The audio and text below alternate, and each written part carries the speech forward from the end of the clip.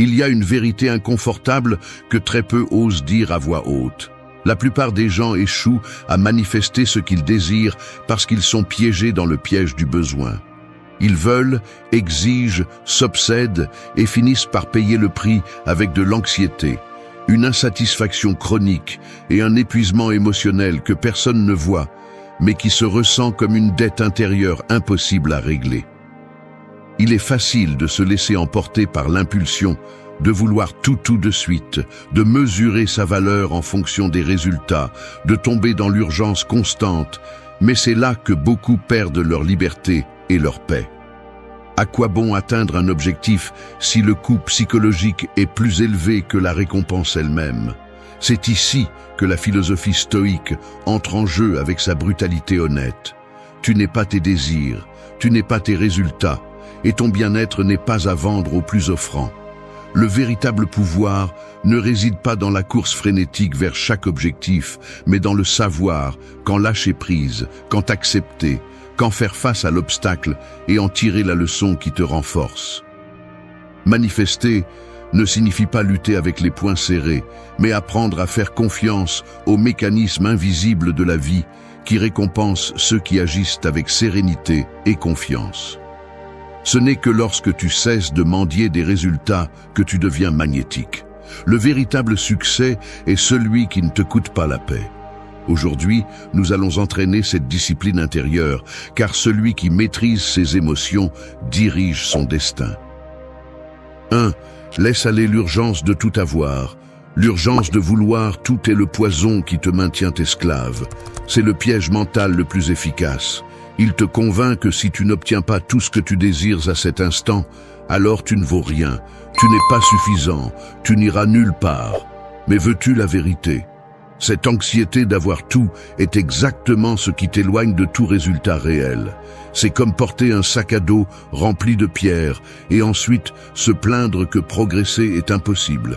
Tant que tu resteras attaché à ce besoin désespéré de contrôler chaque résultat, chaque avancée, chaque validation externe, tu continueras à tourner en rond, épuisé et vide. La mentalité d'urgence est une dette émotionnelle qui se multiplie chaque jour où tu la maintiens.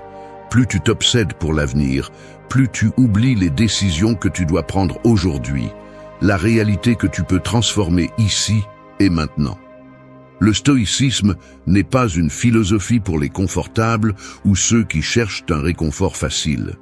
C'est une discipline pour ceux qui ont le courage de se regarder dans le miroir et d'admettre que la majeure partie de leur souffrance vient de l'arrogance de croire que la vie devrait céder à leurs caprices et à leur agenda. La clé est de lâcher prise. Et lâcher prise n'est pas se résigner ni renoncer à tes rêves. C'est cesser de s'accrocher comme si ton existence dépendait de ce que tu n'as pas encore accompli. Chaque fois que tu te surprends à vouloir forcer le résultat, tu ignores le pouvoir que tu as dans le présent. C'est un acte de faiblesse émotionnelle, même si tu veux le déguiser en ambition ou en motivation. La véritable force est de pouvoir regarder tes désirs en face et dire « c'est ce que je veux, mais je n'en ai pas besoin pour être qui je suis ». C'est la différence entre agir depuis le manque et agir depuis l'abondance intérieure. Celui qui agit depuis l'urgence est toujours en dette envers lui-même. Celui qui lâche l'urgence peut enfin investir son énergie dans ce qu'il contrôle réellement, ses actions, son caractère, son attitude. Il n'y a qu'une seule question à laquelle tu dois répondre sans excuse. Vas-tu continuer à mendier des miettes de validation externe ou vas-tu commencer à construire depuis le calme et le détachement? La plupart échouent parce qu'ils n'apprennent jamais à lâcher le contrôle. Ils vivent en répétant le même cycle. Attente exagérée, anxiété, frustration, plus d'attente, plus d'anxiété. C'est un mécanisme mental autodestructeur. Le stoïque brise ce cycle. Il sait que la vie est imprévisible, qu'aucun désir ne se manifeste exactement selon ses conditions. Alors, il entraîne le muscle du détachement. Il agit avec détermination, mais lâche l'attente. Je n'ai pas besoin d'avoir tout pour être tout ce que je peux être. C'est la ligne qui coupe la racine de l'anxiété. L'urgence n'est qu'un masque de la peur, du vide que tu ne veux pas regarder. Quand tu lâches prise, tu réalises que le présent est un terrain fertile, suffisant pour planter tes actions, sans arracher à la vie ce qui n'est pas encore prêt. Lâcher l'urgence est le premier acte de souveraineté intérieure. C'est le début de la véritable manifestation. Si tu n'es pas capable de laisser aller l'obsession du résultat, tu ne profiteras jamais ni du processus, ni de l'accomplissement. Souviens-toi de ceci, celui qui a besoin d'avoir tout n'a jamais rien. Celui qui lâche l'urgence attire tout sans se perdre lui-même. 2. Choisis la présence plutôt que les attentes. Tu es assis devant l'écran, tu ouvres ton email et le voilà, le message que tu attendais. Mais dès que tu vois qu'il n'apporte pas de nouvelles définitives, tu sens ton estomac se nouer. Tu ne peux pas t'en empêcher. L'esprit s'emballe, repassant tout ce qui pourrait mal tourner, cherchant des réponses là où il n'y a que de l'incertitude. Tu regardes l'horloge, relis le message, cherches un détail caché, quelque chose qui t'aiderait à deviner l'avenir. Mais il n'y a rien, juste la réalité de cet instant et l'impulsion presque automatique de sauter vers ce qui vient ensuite. C'est comme si tu étais programmé pour vivre dans l'antichambre du résultat suivant, incapable de rester une seconde avec ce qui se passe maintenant. Tout le temps à attendre la nouvelle, l'appel, le numéro, le signe, la tête plongée dans le futur et le corps ici, figé. C'est ainsi que fonctionne le mécanisme des attentes. Il te vole la présence et te vend l'illusion du contrôle. C'est ici que se joue la différence entre une vie dominée par l'anxiété et une conduite par le calme. Le désir, en soi, n'est pas le problème.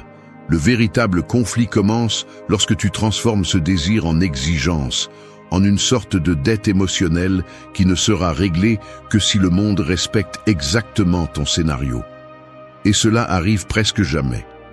Le mécanisme interne est subtil mais puissant.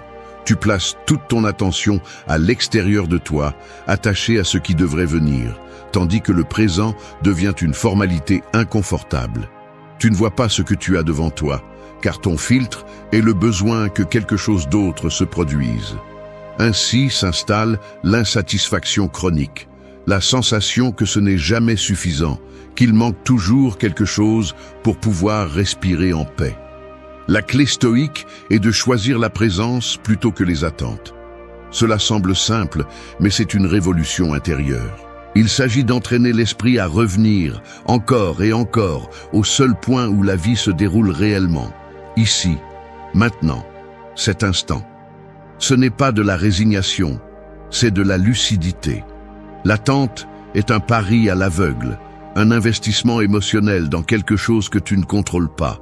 La présence, en revanche, est l'acte conscient de reprendre ton pouvoir et de redonner de l'énergie à ce que tu peux réellement transformer. Ton attitude, tes actions, ta réponse face à ce que tu es amené à vivre. Chaque fois que tu choisis d'être présent, même s'il y a 1000 raisons de fuir vers le futur, tu renforces ton muscle d'autorité interne. Et cela se ressent. L'anxiété perd de sa force, l'esprit se calme, le corps se détend. Tu peux penser plus clairement et mieux répondre, car tu n'es plus à la merci de ce qui se passera ensuite. Rester dans la présence est inconfortable, car cela t'oblige à affronter ce que tu ressens et penses réellement sans l'anesthésie de l'anticipation. Mais cet inconfort est le prix de la liberté émotionnelle. Il est facile de se perdre dans les fantasmes et les attentes, mais cela ne fait que retarder la rencontre avec soi-même. La présence est la porte de la véritable manifestation. Seulement lorsque tu habites le moment, tu peux voir les opportunités qui auparavant te filaient entre les doigts. Seulement lorsque tu cesses d'hypothéquer ta paix pour un résultat, tu commences à expérimenter une véritable abondance. La vie se déroule pendant que tu l'attends. C'est le piège et aussi la sortie. Si tu ne choisis pas d'être ici, maintenant, tout ce que tu obtiendras sera un prix que tu ne peux pas apprécier. Il y a une autorité silencieuse chez celui qui maîtrise la présence. Il n'a pas besoin de promesses d'avenir pour se sentir complet. Il ne permet pas à l'attente de dicter la valeur de sa journée. Il choisit d'être et dans ce simple choix, il trouve tout son pouvoir. C'est aussi simple que cela. Celui qui vit présent, vit libre. 3. Faites de chaque obstacle un maître. Je vais dire quelque chose qui n'est pas confortable à admettre, mais c'est réel. Chaque fois que je rencontre une difficulté, la première chose qui me vient à l'esprit est la réaction automatique de résistance. L'impulsion intérieure n'est pas d'apprendre, mais d'éviter le coup, de chercher des raccourcis ou de désirer que l'inconfort disparaisse le plus vite possible. C'est comme si une partie de moi voulait négocier avec la réalité, lui demander d'être plus douce, plus juste, plus facile, au lieu de faire face aux faits concrets que, s'il y a un obstacle, c'est qu'il y a quelque chose dans ma structure interne qui doit être mis à jour. Ce mécanisme de rejet n'est pas innocent. C'est une défense primaire qui, si tu ne la désarmes pas consciemment, devient ton pire ennemi. Le problème n'est pas l'obstacle en soi, mais le filtre avec lequel tu le regardes. Si tu le vois comme une menace, si tu le qualifies d'injustice ou de malchance, ce que tu fais, c'est alimenter une narration de victimisme qui te condamne à répéter le même cycle. Frustration, plainte, paralysie. Ce que le stoïcisme propose est quelque chose de beaucoup plus défiant, mais infiniment plus productif. Transformer chaque obstacle en un maître inconfortable, mais nécessaire. Cela implique de changer radicalement d'approche. La résistance est le meilleur indicateur de l'endroit où se trouve ta prochaine opportunité de croissance. Il ne s'agit pas de romantiser la souffrance, ni de chercher la douleur par principe, mais de reconnaître que le véritable avancement personnel se produit juste au point où ta confort s'arrête. Chaque difficulté est un signal précis qu'il y a une fracture dans ta stratégie, une limite dans ta patience, une zone aveugle dans ton caractère. Si tu te contentes de te battre contre l'obstacle ou de te lamenter, tu perds la leçon que la vie te met sous les yeux. Le stoïque ne se demande pas pourquoi lui, mais pourquoi. C'est la différence entre se répéter en tant que victime et se transformer en protagoniste. Analysons le processus avec froideur. Quand une barrière surgit, tu as deux options fonctionnelles. La première est le chemin réactif. Se plaindre, résister, chercher des coupables, user ton énergie sur ce que tu ne peux pas modifier. La seconde est l'approche stratégique.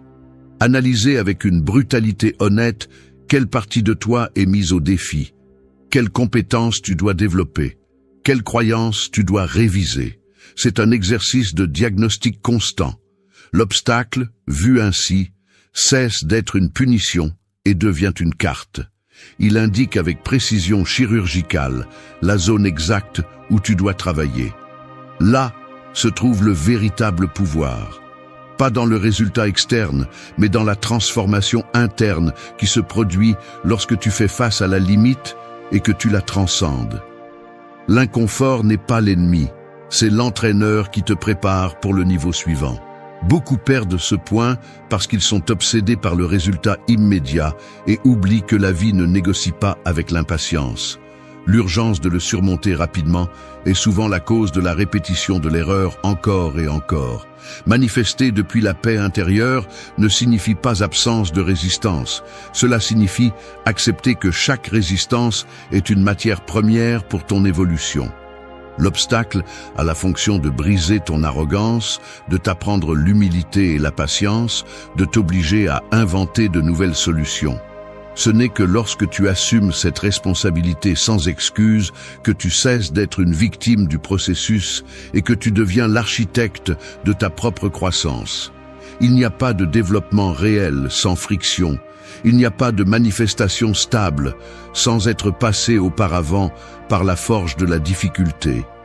L'obstacle est le filtre qui sépare ceux qui désirent seulement de celui qui est vraiment prêt à soutenir le résultat. Chaque difficulté est une invitation à te réinventer. Cette phrase n'est pas un réconfort bon marché, c'est une instruction pratique. Si tu fuis l'obstacle, tu remets en question ton pouvoir. Si tu l'affrontes stratégiquement, tu multiplies tes ressources internes. Ainsi, ça fonctionne. Celui qui fait de chaque obstacle un maître transforme la résistance en capital émotionnel et la difficulté en opportunité. Il n'y a pas d'autre chemin. La véritable manifestation se produit lorsque tu cesses de négocier avec l'inconfort et que tu l'utilises comme tremplin. Celui qui apprend à voir chaque trébuchement comme une leçon personnalisée grandit plus vite et vit plus léger. Obstacle, maître, transformation. Tel est le véritable cycle de l'avancement. 4. Ton bien-être ne dépend pas de l'extérieur. Tu traverses une avenue et tu sens la vibration du pavé sous tes pieds, la chaleur du soleil dans ta nuque, le bruit sourd des voitures qui passent à côté de toi. Tout cela est réel, physique, immédiat.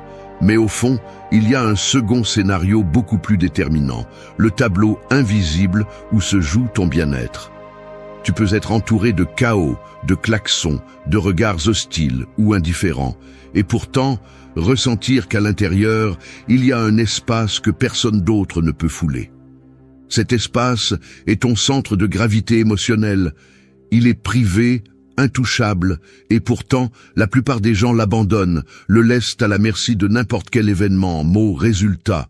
C'est comme si les gens marchaient avec un récipient en verre dans les mains, suppliant de ne pas le laisser tomber, mais le confiant à des inconnus, à la prochaine nouvelle, au prochain commentaire. Il suffit d'un regard, d'une notification sur le téléphone, d'un petit changement de plan, pour que ce récipient tremble, se fissure ou se brise. Ainsi semble être le bien-être quand tu le déposes en dehors de toi. Observe les micro-réactions, le froncement de sourcils lorsque le trafic s'arrête, le geste de frustration en lisant un message qui ne répond pas à tes attentes, le profond soupir lorsque les choses ne se passent pas comme ton esprit l'avait calculé. Chaque fois que tu permets à l'extérieur de dicter ton état intérieur, tu deviens otage d'une réalité qui change à chaque seconde. Peu importe combien tu planifies bien, combien tu t'efforces, si ta paix dépend de ce qui se passe autour, tu es condamné à des montagnes russes émotionnelles sans frein. Le piège est subtil, mais dévastateur. Tu crois que le bien-être est une conséquence logique des circonstances, alors qu'en réalité, c'est une construction délibérée, presque artisanale, qui se renforce à chaque décision de ne pas livrer ton centre à ce que tu ne peux pas contrôler. Ta calme ne se négocie pas avec le monde extérieur. C'est la phrase que tu dois graver dans ta mémoire, car chaque fois que tu l'oublies, le vieux reflet de la dépendance émotionnelle revient avec plus de force. La culture actuelle te vend l'idée que le bonheur se trouve dans ce que tu accomplis, dans ce que tu obtiens, dans la validation que tu reçois. Mais si tu prends le temps de regarder en détail, tu verras que même ces accomplissements perdent rapidement de leur éclat si ta structure interne est faible. L'ascension que tu as célébrée hier, le compliment qui t'a remonté le moral, l'opportunité que tu as tant recherchée, tout cela est éphémère si tu n'as pas un axe inébranlable. Le véritable bien-être est ce muscle invisible qui se renforce chaque fois que tu choisis de ne pas réagir immédiatement, chaque fois que tu décides d'observer ton émotion avant d'agir, chaque fois que tu te rappelles que ta valeur ne fluctue pas avec le climat environnant. Celui qui dépend du monde pour se sentir bien ne se repose jamais. C'est la deuxième phrase que tu dois tatouer dans ta mémoire. Avoir une autorité intérieure n'est pas de l'arrogance, c'est une hygiène mentale. C'est se lever chaque jour et décider, presque comme un acte de rébellion, que ta paix est une affaire qui te concerne, pas celle du trafic, ni de ton patron, ni du solde de ton compte. C'est résister à la tentation de construire des châteaux en l'air et au contraire, renforcer la base interne, la seule qui ne s'effondre pas quand le vent souffle fort.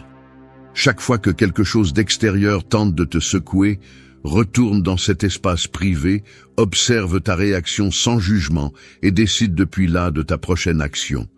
Cela ne te rend pas insensible, cela te rend souverain. La véritable manifestation naît de cette stabilité. Lorsque ton axe est ferme, tu peux traverser la tempête sans perdre le cap, tu peux désirer sans désespérer, tu peux agir sans te perdre dans l'anxiété du résultat. Regarde-toi dans ces petits gestes quotidiens. Lorsque quelqu'un t'interrompt et que tu choisis de ne pas t'engager, lorsqu'un plan change et que tu ne perds pas ton calme, lorsque l'approbation n'arrive pas et que ta dignité reste intacte. Ce sont là les véritables entraînements. C'est là que se forge la différence entre vivre à la dérive ou être capitaine de ton état intérieur. L'abondance commence lorsque tu comprends que rien d'extérieur n'a le pouvoir de te définir. Le reste n'est que bruit de fond. 5. Attendez avec patience stratégique. L'impatience n'est que de l'anxiété déguisée en stratégie. C'est le poison qui neutralise toute possibilité réelle de manifester quelque chose de grand dans votre vie. Il faut le dire clairement. La majorité ne échoue pas par manque de talent, mais parce qu'elle s'auto-sabote avec la précipitation, l'urgence, le désespoir de voir des résultats avant l'heure. Attendre n'est pas une faiblesse, c'est une discipline brutale. Mais voici le coup direct. Si vous n'êtes pas capable de soutenir l'espace entre votre action et le résultat, vous ne pourrez jamais soutenir le résultat lui-même lorsqu'il arrivera. Vous voulez l'abondance, le succès, le respect? Apprenez à attendre sans perdre la tête, sans permettre à l'anxiété de vous pousser à prendre des décisions médiocres, juste pour sentir que vous faites quelque chose. La patience stratégique n'est pas de la résignation. C'est une forme de pouvoir que peu maîtrisent parce que la plupart préfèrent le soulagement immédiat à la véritable construction. Vous êtes tellement programmé pour obtenir des réponses instantanées que vous oubliez que tout ce qui est solide nécessite un temps de maturation. Il ne s'agit pas de croiser les bras et d'attendre des miracles, mais d'agir avec détermination et ensuite d'avoir la force nécessaire pour attendre le dénouement sans contaminer le processus avec vos insécurités. Chaque fois que vous vous retrouvez à vérifier votre téléphone toutes les 5 minutes, à voir si vos efforts ont déjà porté leurs fruits, rappelez-vous ceci. Ce comportement n'est pas de la productivité, c'est de la peur pure. La peur que le processus vous ignore, que la vie ne fonctionne pas selon votre agenda, que le résultat ne valide pas votre effort. Si vous laissez cette peur gouverner, vous devenez votre propre saboteur. Attendre avec patience stratégique est, en réalité, défier votre ego, l'affronter de front et lui dire qu'il n'a pas le contrôle absolu. Beaucoup se justifient en disant que la vie est courte et que le temps n'attend pas. Des excuses bon marché. Le temps n'est pas votre ennemi. Votre incapacité à supporter l'inconfort de l'attente l'est. Ceux qui réalisent quelque chose de valable le font parce qu'ils comprennent qu'il y a des cycles, des processus, des pauses nécessaires. Vous ne pouvez pas accélérer la maturation de quoi que ce soit d'important en forçant son rythme. L'impatience est le raccourci des insécurisés. La patience stratégique est l'art de continuer à affiner votre caractère pendant que le résultat se prépare hors de votre contrôle. Il ne s'agit pas de tenir résigné, mais d'utiliser cet intervalle pour peaufiner vos actions, réviser votre stratégie, renforcer votre mentalité et vous préparer à recevoir ce qui vient, quoi que ce soit. Voici la phrase emblématique. La précipitation est l'excuse préférée de ceux qui ne terminent jamais rien. Si vous vous reconnaissez dans ce schéma, il est temps de le briser maintenant. Attendre intelligemment n'est pas perdre du temps, c'est l'investir dans la seule partie du processus qui vous appartient, votre propre évolution. Chaque moment où vous choisissez de ne pas céder à la pression d'agir juste pour apaiser l'anxiété, vous accumulez une autorité intérieure. Cela a plus de poids que n'importe quel résultat extérieur. La patience stratégique est le filtre qui sépare ceux qui désirent seulement de ceux qui sont réellement prêts à recevoir. Attendez avec une mentalité de guerrier, pas de mendiant. Soutenez le vide sans désespérer. Si vous ne pouvez pas le faire, vous ne méritez pas ce qui vient ensuite. Ne confondez pas mouvement avec avancement. Ne confondez pas bruit avec progrès.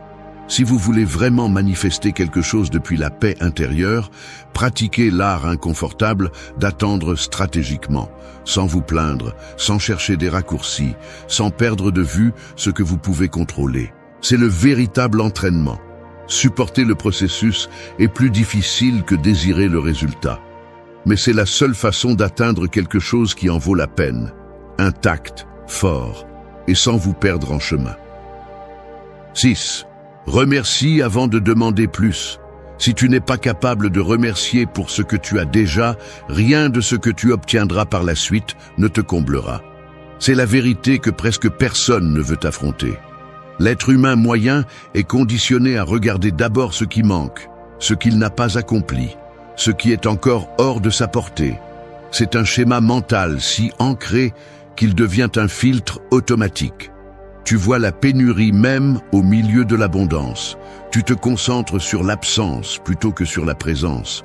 Tu te prépares à demander plus sans même avoir assimilé ce que la vie a déjà mis entre tes mains.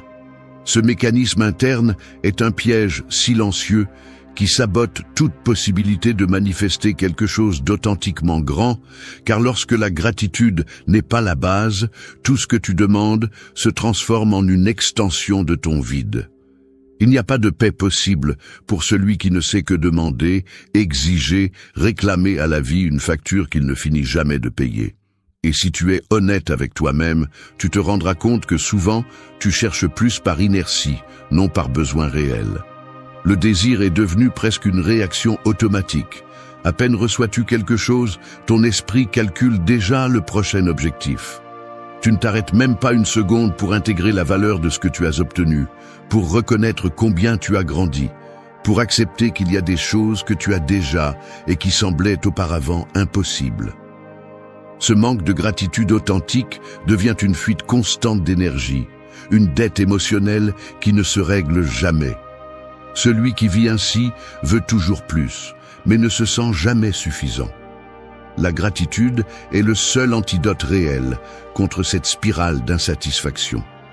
Remercier n'est pas un acte superficiel, ni une mode de développement personnel.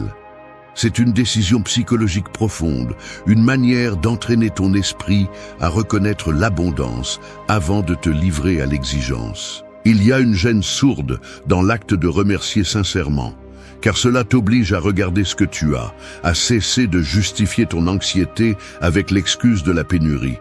La gratitude te désarme, te laisse sans argument pour te victimiser, te pousse à accepter que même si ta vie n'est pas parfaite, tu as des ressources, des expériences, des relations, des apprentissages que d'autres donneraient n'importe quoi pour vivre. Cette reconnaissance brise le filtre de la rareté et te rend une clarté brutale. Ce n'est pas l'univers qui te doit plus, c'est toi qui dois t'apprendre à recevoir ce que tu as déjà sans le mépriser. Sans gratitude, rien ne suffit. Cette phrase doit être écrite dans ton esprit chaque fois que surgit l'impulsion de demander plus sans conscience. Le stoïcisme le dit clairement. L'abondance interne ne dépend pas de l'accumulation, mais de la capacité à apprécier. Remercier le petit, l'imparfait, le quotidien, est un entraînement de caractère bien plus difficile que n'importe quel accomplissement externe. Quand tu remercies vraiment, non pas par obligation mais par lucidité, ta relation avec le désir change. Tu demandes moins, mais tu reçois plus. Tu agis sans anxiété, car tu cesses de te sentir en déficit avec la vie. La gratitude est une force magnétique silencieuse. Plus tu reconnais et apprécies ce que tu as, plus de portes s'ouvrent. Celui qui remercie avant de demander manifeste depuis l'abondance, non depuis la pénurie. Prends la responsabilité de ta perception dès maintenant.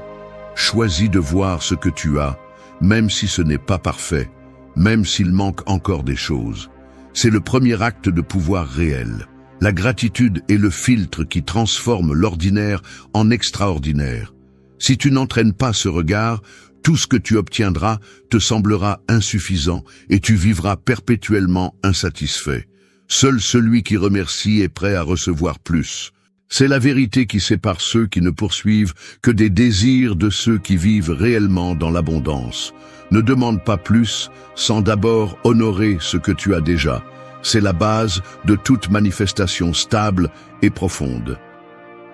7. Maîtrisez vos émotions, dirigez votre vie. Vous marchez dans la rue et soudain, un inconnu vous pousse sans vous regarder. La réaction automatique monte comme un ressort, un geste d'agacement, peut-être une insulte mentale, la tension dans le corps prête à se défendre ou à attaquer. Cet instant, apparemment trivial, est le véritable terrain d'entraînement de vos émotions. Il ne s'agit pas seulement de la poussée, mais de tout le mécanisme interne qui se déclenche. L'interprétation du fait, le dialogue qui surgit dans votre tête, la décision de s'accrocher ou de laisser passer. Dans cette microseconde se résume votre relation avec les émotions. Soit elles vous gouvernent et vous entraînent, Soit vous les identifiez et choisissez quoi en faire. La plupart des gens réagissent comme s'ils n'avaient pas le choix, comme si l'émotion était une réaction chimique inévitable. Mais la vérité est beaucoup plus inconfortable. Maîtriser les émotions ne signifie pas cesser de ressentir, c'est assumer la responsabilité totale de ce que vous faites avec ce que vous ressentez. Les émotions arrivent sans demander la permission, mais rester piégé dans elles est un choix. Tout commence par l'interprétation. Un même fait peut produire de la colère, de la tristesse ou de l'indifférence, selon le filtre mental avec lequel vous le regardez. Ce filtre se construit au fil des ans, mais il peut être démonté par l'entraînement. Vous n'êtes pas victime de vos états internes, vous êtes l'architecte de votre réponse. Si une émotion s'empare de votre journée, ce n'est pas parce qu'elle est plus forte que vous, mais parce que vous lui cédez le contrôle, sans vous en rendre compte. C'est ici qu'intervient l'analyse stratégique. Chaque fois qu'une émotion intense surgit, la première décision est de l'observer avec distance, de la nommer sans vous fusionner avec elle. Le simple acte de dire « c'est de la colère, c'est de l'anxiété, c'est de la peur » crée déjà une coupure entre le stimulus et la réaction. Cet espace est votre principal outil de pouvoir personnel. Si vous l'utilisez, vous reprenez le contrôle. Si vous l'ignorez, vous restez à la merci d'impulsions qui finissent par décider à votre place. Chaque émotion a une fonction. Le problème n'est pas de ressentir, mais de ne pas savoir à quoi sert ce que vous ressentez. La colère peut être un signal que quelque chose franchit vos limites, la tristesse peut vous montrer une perte que vous devez intégrer, l'anxiété peut vous alerter sur une zone d'incertitude. Si vous vous battez simplement avec l'émotion ou la réprimez, elle devient un poids invisible qui déforme vos actions futures. L'approche stoïque est radicalement différente. Elle utilise chaque émotion comme information, non comme condamnation. Lorsque vous prenez le temps d'analyser la racine émotionnelle de votre réponse, vous pouvez choisir quelle action est cohérente avec vos principes, pas seulement avec votre impulsion. C'est la différence entre vivre à la dérive et diriger votre vie avec autorité. Les conséquences de ne pas maîtriser vos émotions sont claires. Vous prenez des décisions depuis la réactivité, vous rompez des relations par fierté, vous sabotez des opportunités par peur, vous vous épuisez mentalement en restant accroché à des conflits que vous pourriez lâcher. Chaque fois que vous permettez à une émotion de décider à votre place, vous vous éloignez du résultat que vous voulez vraiment. L'autocontrôle n'est pas négation, c'est pure stratégie. Un esprit entraîné à s'observer n'a besoin de réprimer rien. Il décide simplement quand agir et quand laisser passer. Voici la phrase que vous devez retenir. Vous n'êtes pas ce que vous ressentez. Vous êtes ce que vous décidez de faire avec cela. Si vous l'ancrez dans votre esprit, chaque émotion cesse d'être un ennemi et se transforme en un outil de gestion personnelle. Maîtriser les émotions est la base de toute manifestation réelle, car c'est seulement depuis le calme que vous pouvez répondre avec intelligence, voir des opportunités et maintenir vos objectifs sans que la peur ou la colère ne vous sabotent. Votre vie change lorsque vous cessez d'être otage de vos réactions et devenez le directeur de vos réponses. C'est l'objectif stoïque, ressentir tout mais choisir tout. Celui qui maîtrise ses émotions dirige sa vie. Le reste n'est que bruit. 8. Fais confiance au rythme de ton chemin. Parfois, je regarde mon propre processus avec un mélange de honte et de lucidité brutale. Je me surprends à comparer mon rythme à celui des autres. Je me vois jeter un coup d'œil furtif aux réussites des autres, aux dates auxquelles d'autres obtiennent ce que je désire, aux annonces de triomphe qui apparaissent sur les réseaux, comme si ce calendrier externe avait autorité sur le mien. Et je ressens la pression dans la poitrine, le nœud dans la mâchoire, la respiration qui se raccourcit involontairement. C'est une gêne que tu ne peux pas dissimuler. Elle traverse ta posture, la façon dont tu marches plus vite, en croyant ainsi te rapprocher du résultat, dans le geste de serrer les dents à l'intérieur, lorsque la vie semble avancer plus lentement que prévu. Et là, dans ce minimum d'intervalle entre l'impatience et la résignation, je réalise à quel point il est facile de me trahir, à quel point il est facile de me méfier de mon propre chemin, juste parce qu'il ne se synchronise pas avec les applaudissements extérieurs. C'est inconfortable de l'admettre, mais l'anxiété d'accélérer les processus est, au fond, un manque de foi en soi. Tu peux remarquer les symptômes dans le quotidien, l'impulsion de vérifier encore et encore le téléphone en attendant de bonnes nouvelles. La tendance à comparer tes progrès avec ceux de quelqu'un que tu ne connais même pas vraiment. L'habitude de sous-estimer tes petits avancements juste parce qu'ils ne semblent pas spectaculaires. L'impatience s'immisce dans ton corps comme une tension sourde. Épaules rigides, regard inquiet, mains qui cherchent à occuper le temps avec n'importe quelle distraction. C'est comme si tu croyais qu'en accélérant le pas, tu peux forcer la vie à respecter tes délais, sans réaliser que tout ce qui est forcé finit par souffrir. Le résultat est une insatisfaction chronique, une sorte de dette émotionnelle qui ne se règle jamais parce que la barre de mesure se déplace toujours un peu plus loin. Celui qui se méfie de son processus ne se repose jamais. C'est une vérité inconfortable, mais réelle. Il y a un apprentissage silencieux à accepter le rythme particulier de ton chemin. Il ne s'agit pas de se rendre ni de justifier la paresse, mais de comprendre que chaque processus a un temps de maturation qui ne peut pas être négocié. La croissance authentique ne se produit pas en ligne droite ni sous pression externe. Elle se manifeste dans les intervalles les moins glamoureux, dans les jours répétitifs où il semble que rien ne change, dans les espaces où le doute et le calme partagent la même pièce. Si tu t'obsèdes avec le résultat immédiat, tu perds la transformation qui se produit dans l'invisible. La patience forge le caractère. L'attente nettoie les attentes. Le temps affine tes intentions. Il est facile d'admirer le succès des autres lorsque tu ne vois que la surface, mais personne ne montre les années de travail silencieux, les nuits où la seule compagnie est l'incertitude, les moments où tout semble stagner et pourtant tu choisis de continuer, même si c'est un pas lent. C'est là que se mesure la confiance réelle. Le stoïcisme le présente sans fioriture. Fais confiance au processus, pas à la promesse. Tu ne peux pas manipuler les cycles naturels, ni appuyer sur un bouton pour accélérer le destin.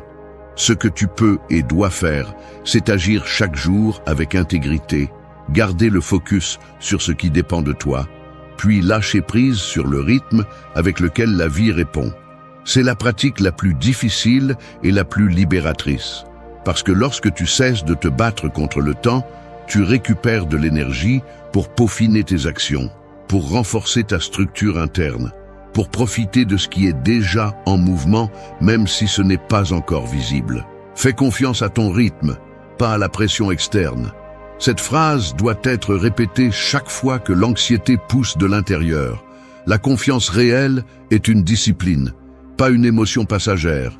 Elle se cultive chaque fois que tu choisis de ne pas céder à la précipitation, lorsque tu acceptes que ton chemin a son propre calendrier et que cela ne te rend pas moins précieux. Au contraire, cela te donne de la solidité. L'abondance n'arrive pas d'abord à celui qui court le plus, mais à celui qui soutient le processus avec foi et cohérence. Le rythme de ta vie n'a pas à ressembler à celui de quiconque. Respecte-le. Lorsque tu fais confiance, le processus cesse d'être une torture et devient un entraînement silencieux de force. Le résultat finit par arriver, mais tu es déjà quelqu'un de différent avant de le recevoir. Merci d'être resté jusqu'à la fin de la vidéo. Si vous avez tout vu, commentez « Je suis stoïcien » comme notre signe secret, indiquant que vous êtes un véritable apprenant du stoïcisme. N'oubliez pas de vous abonner et de liker la vidéo si elle vous a plu. Rendez-vous dans la prochaine vidéo et rappelez-vous, continuez à cultiver votre esprit stoïque. Ce n'est pas un hasard si la première voix que tu entends chaque matin est la tienne. À cet instant, juste avant que le monde ne t'entraîne avec ses exigences et ses urgences, ton esprit est ouvert, vulnérable et prêt à absorber tout ce que tu lui donnes. Ce que tu choisis de te dire dans ces premières minutes n'est pas seulement un rituel sympathique d'auto-assistance, c'est un acte de défense psychologique, d'entraînement mental et de discipline émotionnelle. Si tu commences la journée en répétant des idées de défaite, d'insuffisance ou d'anxiété, ce sera la base sur laquelle se construiront le reste de tes décisions. Personne d'autre ne fera ce travail intérieur pour toi. Personne ne te sauvera de tes propres pensées. La réalité est claire. Ce que tu te dis le matin peut être le poids qui te tire vers le bas ou l'élan qui te soulève. Les stoïciens le savaient, et c'est pourquoi ils entraînaient leur esprit comme on entraîne un muscle, avec intention, avec rigueur, sans concession à la paresse mentale. Tu ne peux pas contrôler tout ce qui se passe, mais tu peux contrôler ta réponse. Cette phrase n'est pas seulement une sagesse des livres anciens, c'est un mécanisme de survie mentale.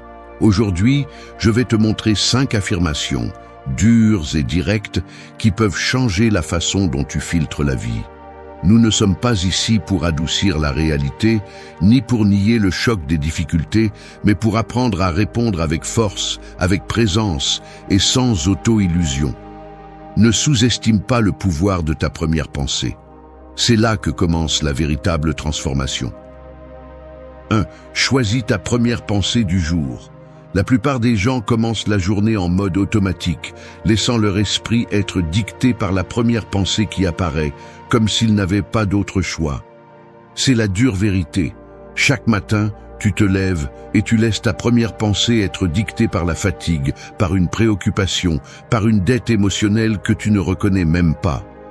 Ainsi, tu as déjà perdu le premier round de la journée avant même de te laver le visage. C'est le mécanisme qui te maintient attaché à de vieilles versions de toi-même. Car si tu ne choisis pas ta première pensée, d'autres le feront pour toi. Tes peurs, tes vieilles habitudes, tes insécurités, l'opinion de quelqu'un qui ne te respecte même pas. Ce n'est pas un détail mineur, c'est là que commence la fracture de ton caractère ou sa reconstruction. Et si tu décides de continuer avec l'excuse de « c'est comme ça que je suis » ou « c'est comme ça que je me suis réveillé toute ma vie », alors assume que ta vie restera la même, car il n'y a pas de changement réel sans inconfort initial. Arrête d'attendre que la motivation apparaisse toute seule. Personne ne se réveille motivé tous les jours, mais tu peux te réveiller avec détermination.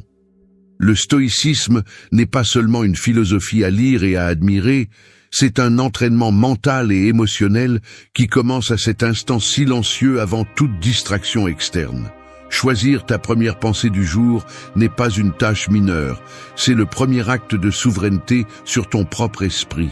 Marc Aurèle le savait, la qualité de tes pensées détermine la qualité de ta vie.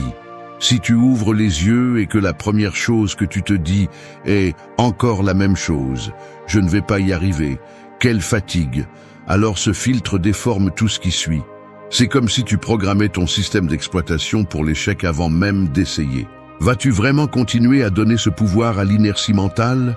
La personne qui prend les rênes est celle qui se regarde en face et décide « aujourd'hui, je vais semer une idée différente », non pas parce que c'est facile, mais parce que c'est nécessaire. Chaque jour est un investissement ou une dette, et le solde, c'est toi qui le paies. La neuroscience le confirme, répéter des schémas négatifs renforce les voies neuronales de l'anxiété et de la résignation. Mais si tu choisis consciemment ta première pensée, même si cela te coûte au début, tu commences à tailler un nouveau chemin. Je ne parle pas de magie, je parle de travail réel. Personne ne va te sauver de tes propres automatismes. Si tu n'es pas prêt à faire cet effort initial, alors accepte que le reste de la journée sera une répétition de ce que tu connais déjà. Choisis une affirmation qui te défie et te sorte de la léthargie. Aujourd'hui, je choisis ma réponse. N'attends pas de te sentir prêt, car c'est un autre piège mental. Rends-le inconfortable jusqu'à ce que l'inconfort devienne une habitude. C'est la porte d'entrée vers toute transformation réelle. Si tu ne prends pas le contrôle de ta première pensée, ton esprit continuera d'être un territoire occupé, et ce que tu ne gouvernes pas te gouverne. 2. Ta réponse définit ton cap quotidien. Tu te réveilles et à peine ouvres-tu les yeux, tu as déjà un petit dilemme entre les mains. Le réveil sonne, la chambre est encore dans l'obscurité et pendant un instant, il n'y a que toi et l'envie de remettre à plus tard le début de la journée. Le corps cherche le confort, l'esprit veut négocier 5 minutes de plus, et c'est là que se présente le premier véritable carrefour. Ce n'est pas un détail insignifiant. C'est le premier moment où la réponse que tu choisis définit la direction de ce qui suit. Te lèves-tu avec détermination ou cèdes-tu au pilote automatique? Ce choix, si quotidien qu'il semble trivial, est en réalité ta première déclaration d'intention au monde et surtout à toi-même. Personne d'autre n'entend ce dialogue, mais c'est là que commence à se façonner le caractère ou à se perpétuer l'inertie habituelle. Ce que nous ne reconnaissons souvent pas, c'est que nous ne sommes pas responsables de tout ce que nous pensons, mais nous le sommes de la façon dont nous répondons à ces pensées. L'habitude est de se plaindre mentalement, d'anticiper le pire, ou de se laisser entraîner par la sensation que la journée a déjà commencé en pente. C'est un vieux réflexe, une habitude que tu as apprise et répétée jusqu'à ce qu'elle devienne automatique. Mais chaque matin, ce mécanisme peut être interrompu si tu choisis de répondre différemment, même si au début, cela te semble inconfortable et même forcé. Répondre n'est pas la même chose que réagir. La réaction est automatique, la réponse est choisie. C'est ici que l'entraînement stoïque entre en jeu. Il ne s'agit pas de feindre l'enthousiasme, ni de nier la difficulté, mais de se rappeler que ta première décision authentique de la journée est interne, silencieuse, mais a un poids énorme. Lorsque tu reconnais que tu as ce pouvoir, même s'il ne s'agit que d'une petite réponse initiale, quelque chose bouge en toi. Nous ne parlons pas de contrôler tout ce qui se passe à l'extérieur, mais de choisir ton attitude face à ce que tu dois vivre aujourd'hui. Ce que tu répètes devient ton reflet. Si chaque matin tu te permets d'affirmer, même avec une voix tremblante, « Je choisis ma réponse », tu commences à affaiblir les chaînes de l'habitude et à renforcer la musculature mentale qui te permet de résister à la pression de la vie quotidienne. Répondre de manière consciente est un acte de responsabilité envers toi-même, c'est te dire « Je ne suis pas l'otage de mes impulsions, ni de mes pensées automatiques ». Dans cet espace bref, entre stimulus et réponse, se joue bien plus que l'humeur du jour, se joue ta liberté. Accepter que ta réponse définit ton cap, c'est abandonner le confort de la victime et assumer l'inconfort de l'autonomie. La vie va toujours apporter des défis, du découragement, des nouvelles inattendues, voire des déceptions. Mais la réponse que tu choisis face à chacun de ces moments est ce qui, au final, additionne ou soustrait à ton intégrité personnelle. Il ne s'agit pas de répéter des phrases vides, ni de te tromper avec un optimisme superficiel. C'est un travail réel, et c'est aussi un engagement quotidien. Ta réponse t'appartient, et personne ne peut te ravir cet acte de souveraineté intérieure. Celui qui apprend à répondre, apprend à diriger sa journée. La réponse est le gouvernail de ta vie. Ne laisse pas l'automatique décider pour toi. 3. Trouver l'opportunité dans l'inconfort. Je vais te confesser quelque chose qui ne sonne sûrement pas bien à admettre en public. Souvent, face à l'inconfort, la première chose que je fais est de chercher comment m'échapper. Peu importe s'il s'agit d'une conversation difficile, d'une erreur exposée ou de la sensation physique de fatigue. La réaction initiale est d'essayer de l'esquiver, de chercher une distraction, d'inventer une justification pour retarder la rencontre avec cet inconfort. Mais si l'on prend le temps d'analyser, cet élan de fuite a un prix. Chaque fois que je choisis d'éviter l'inconfort, je renforce un mécanisme mental qui donne plus de pouvoir à l'inconfort lors de la prochaine occasion. C'est comme si, au lieu de résoudre une dette interne, tu la refinançais chaque jour et que les intérêts devenaient de plus en plus élevés. Le résultat, ta tolérance à la frustration s'affaiblit. Ta capacité à t'adapter se réduit et, sans t'en rendre compte, tu deviens otage de n'importe quelle circonstance défavorable. Ce n'est pas une question de pure volonté, c'est un schéma qui se consolide au niveau neuronal. Un chemin rapide que ton cerveau préfère parce qu'il économise de l'énergie, mais à long terme, cela te rend plus faible face à n'importe quel défi. Si nous le décomposons, l'inconfort est un signal, pas une punition. C'est la notification interne que tu sors d'un mode automatique, que quelque chose est sur le point de bouger ou de se briser dans tes vieilles habitudes. Si tu ne le vois que comme un obstacle, tu perds le message qu'il apporte. Chaque fois que tu fais face à l'inconfort et choisis de ne pas fuir, tu entraînes une partie de toi que tu n'utilises presque jamais. La croissance n'est pas un cadeau, c'est le résultat de t'exposer délibérément à l'inconfort et de rester là suffisamment longtemps pour que ton esprit et tes émotions s'adaptent. Le stoïcisme n'a jamais promis une vie sans douleur, ni dégagé de difficultés. Ce qu'il offre, c'est une manière de réinterpréter ce malaise. Marc Aurèle n'a pas écrit depuis le confort, mais depuis la pression quotidienne de gouverner un empire et de faire face à l'incertitude constante. La phrase « c'est ici que se trouve la croissance » n'est pas une fantaisie motivationnelle, c'est une stratégie. Si tu associes ton moment de plus grand inconfort à l'opportunité de te renforcer, tu transformes le sens même de l'expérience. Ce que tu évites par peur finit par grandir en silence. Ce que tu affrontes avec courage devient une ressource. La neuroscience le confirme. Chaque fois que tu choisis de rester et de répondre de manière consciente face à l'inconfort, ton cerveau crée de nouvelles connexions qui rendent plus facile la répétition de ce comportement à l'avenir. Mais maintenir cet engagement nécessite de se rappeler chaque matin que l'inconfort n'est pas l'ennemi, c'est le terrain où tu sèmes des capacités. La plupart des gens veulent s'améliorer, mais presque personne ne veut être inconfortable. Accepte cela. La croissance se paie en inconfort. Si tu n'es pas prêt à payer ce prix, ne te trompe pas en espérant des résultats différents. Le muscle de la résilience s'entraîne sur un sol difficile. C'est ce qui distingue ceux qui avancent de ceux qui ne désirent que. Chaque fois que tu choisis de rester un peu plus dans cette zone où ce n'est plus toi qui commandes, mais l'inconfort, tu envoies à ton esprit le message le plus puissant. C'est ici que je me renforce. C'est ici que je grandis. 4. Prends en compte ce qui se passe ici et maintenant. Il y a des moments où l'esprit ressemble à une salle d'attente mal éclairée. Des horloges qui avancent sans hâte, des murmures de souvenirs qui entrent et sortent par la porte entrebâillée, des yeux qui cherchent à se distraire de tout, sauf de ce qui se passe à cet instant précis. Le présent ne crie jamais, il chuchote à peine, et il a tendance à rester en arrière-plan pendant que l'attention se tourne vers les tâches que tu n'as pas accomplies hier ou vers les craintes de ce qui pourrait se passer demain. Mais le seul endroit où tu peux déplacer une seule pièce de ta vie est ici, sur ce plateau qui se déploie sous tes pieds, en ce moment même.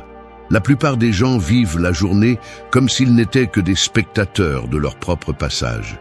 Ils regardent leur téléphone pendant que le café refroidit, passent en revue mentalement la discussion de la nuit précédente en se brossant les dents, ressentent le pouls accéléré par des tâches futures pendant que le présent se dissout, invisible. Arrête-toi une seconde. Observe tes mains. Sens le poids de ta respiration dans ta poitrine. Le corps est ici, mais l'esprit s'échappe encore et encore. Prendre le contrôle du moment nécessite une décision inconfortable. Cesser de chercher refuge dans le passé ou le futur et prêter attention, avec toute l'attention possible, à ce qui se passe à cette seconde précise. Ce n'est pas un acte grandiloquent, c'est un geste petit, presque imperceptible, mais radical. Le stoïcisme le traduit par une affirmation simple et brutale. Aujourd'hui est ce qui compte le plus. Non pas parce que le passé est sans importance ou que l'avenir n'a pas de valeur, mais parce que c'est seulement dans ce fragment de temps que tu peux intervenir dans quelque chose de réel. Marc Aurèle écrivait ses méditations au milieu du bruit de l'Empire, s'accrochant à la discipline de ramener son esprit au maintenant, encore et encore, comme quelqu'un qui entraîne un muscle qui résiste. Rien ne change si ton esprit continue de fuir vers le prochain problème, ou s'il reste bloqué dans l'inventaire des vieux échecs. L'habitude de revenir au présent est l'une des formes les plus puissantes d'émancipation mentale. La présence est pouvoir, et celui qui la conquiert, même pour quelques secondes, commence à gouverner sa journée. Dans le quotidien, cela signifie remarquer la pression de tes pieds sur le sol en te levant, écouter le son de l'eau en te lavant le visage, sentir le tremblement initial de tes pensées sans les juger ni essayer de les modifier immédiatement. C'est ici que s'exerce l'art d'attendre. Ne te disperse pas avec des excuses ni avec le vertige de ce qui reste à faire. Si tu t'entraînes à revenir au moment, encore et encore, tu crées l'espace mental où les affirmations prennent réellement racine. Tu ne peux pas semer une nouvelle idée dans un terrain que ton esprit abandonne toutes les 5 secondes. Seul le présent est un terrain fertile. Le reste n'est qu'un paysage de fond. Si tu ignores cela, ta journée ne sera qu'une somme d'absence. Choisir de prêter attention à ce qui se passe ici et maintenant, c'est résister à l'inertie de la distraction. C'est affirmer « aujourd'hui, ici, aujourd'hui, maintenant, c'est là que je me transforme ». Personne ne peut le faire à ta place. 5. Reconnaissez votre valeur sans conditions externes. Personne ne doit vous valider pour que vous soyez précieux. C'est la vérité inconfortable que presque personne n'ose regarder en face. Si vous passez votre vie à supplier l'approbation des autres, vous cédez votre dignité par petites doses, vous devenez esclave des attentes d'autrui et vous vous condamnez à vivre comme une version diminuée de vous-même. Réalisez-vous le prix que vous payez chaque fois que votre valeur dépend d'un like, d'un regard, d'un commentaire, d'un résultat externe? Chaque fois que vous attendez le signal que vous êtes enfin suffisant, vous vous enchaînez à un mensonge qui ne fait qu'alimenter votre insécurité. Peu importe combien de réussites vous accumulez, combien d'applaudissements vous obtenez, si votre valeur est négociable selon l'humeur des autres, vous resterez vulnérable à tout mépris, à tout oubli, à toute critique.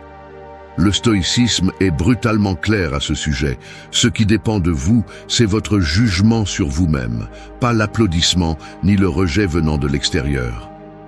Marc Aurèle a écrit « La valeur d'une personne est déterminée par ce qu'elle se donne à elle-même, pas par ce qu'elle reçoit de quelqu'un d'autre.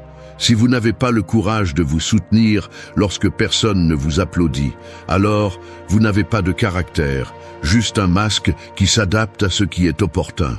Ne vous trompez pas, la validation externe est addictive et semblera toujours plus facile que de construire votre propre estime de soi à partir de zéro. Mais ce chemin vous vide, vous laisse à la merci de tout vent contraire. L'affirmation « je suis suffisant » n'est pas une phrase de développement personnel à répéter comme un perroquet.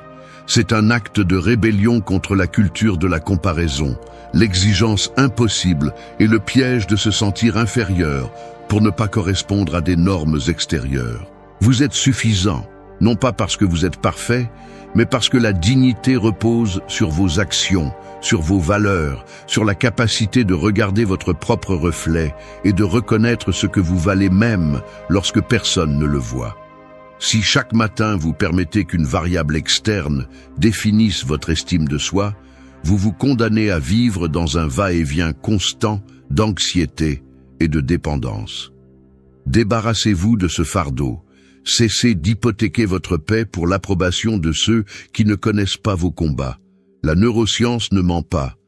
Répéter l'idée que vous avez besoin de validation pour vous sentir précieux renforce les réseaux neuronaux de dépendance et de peur du rejet.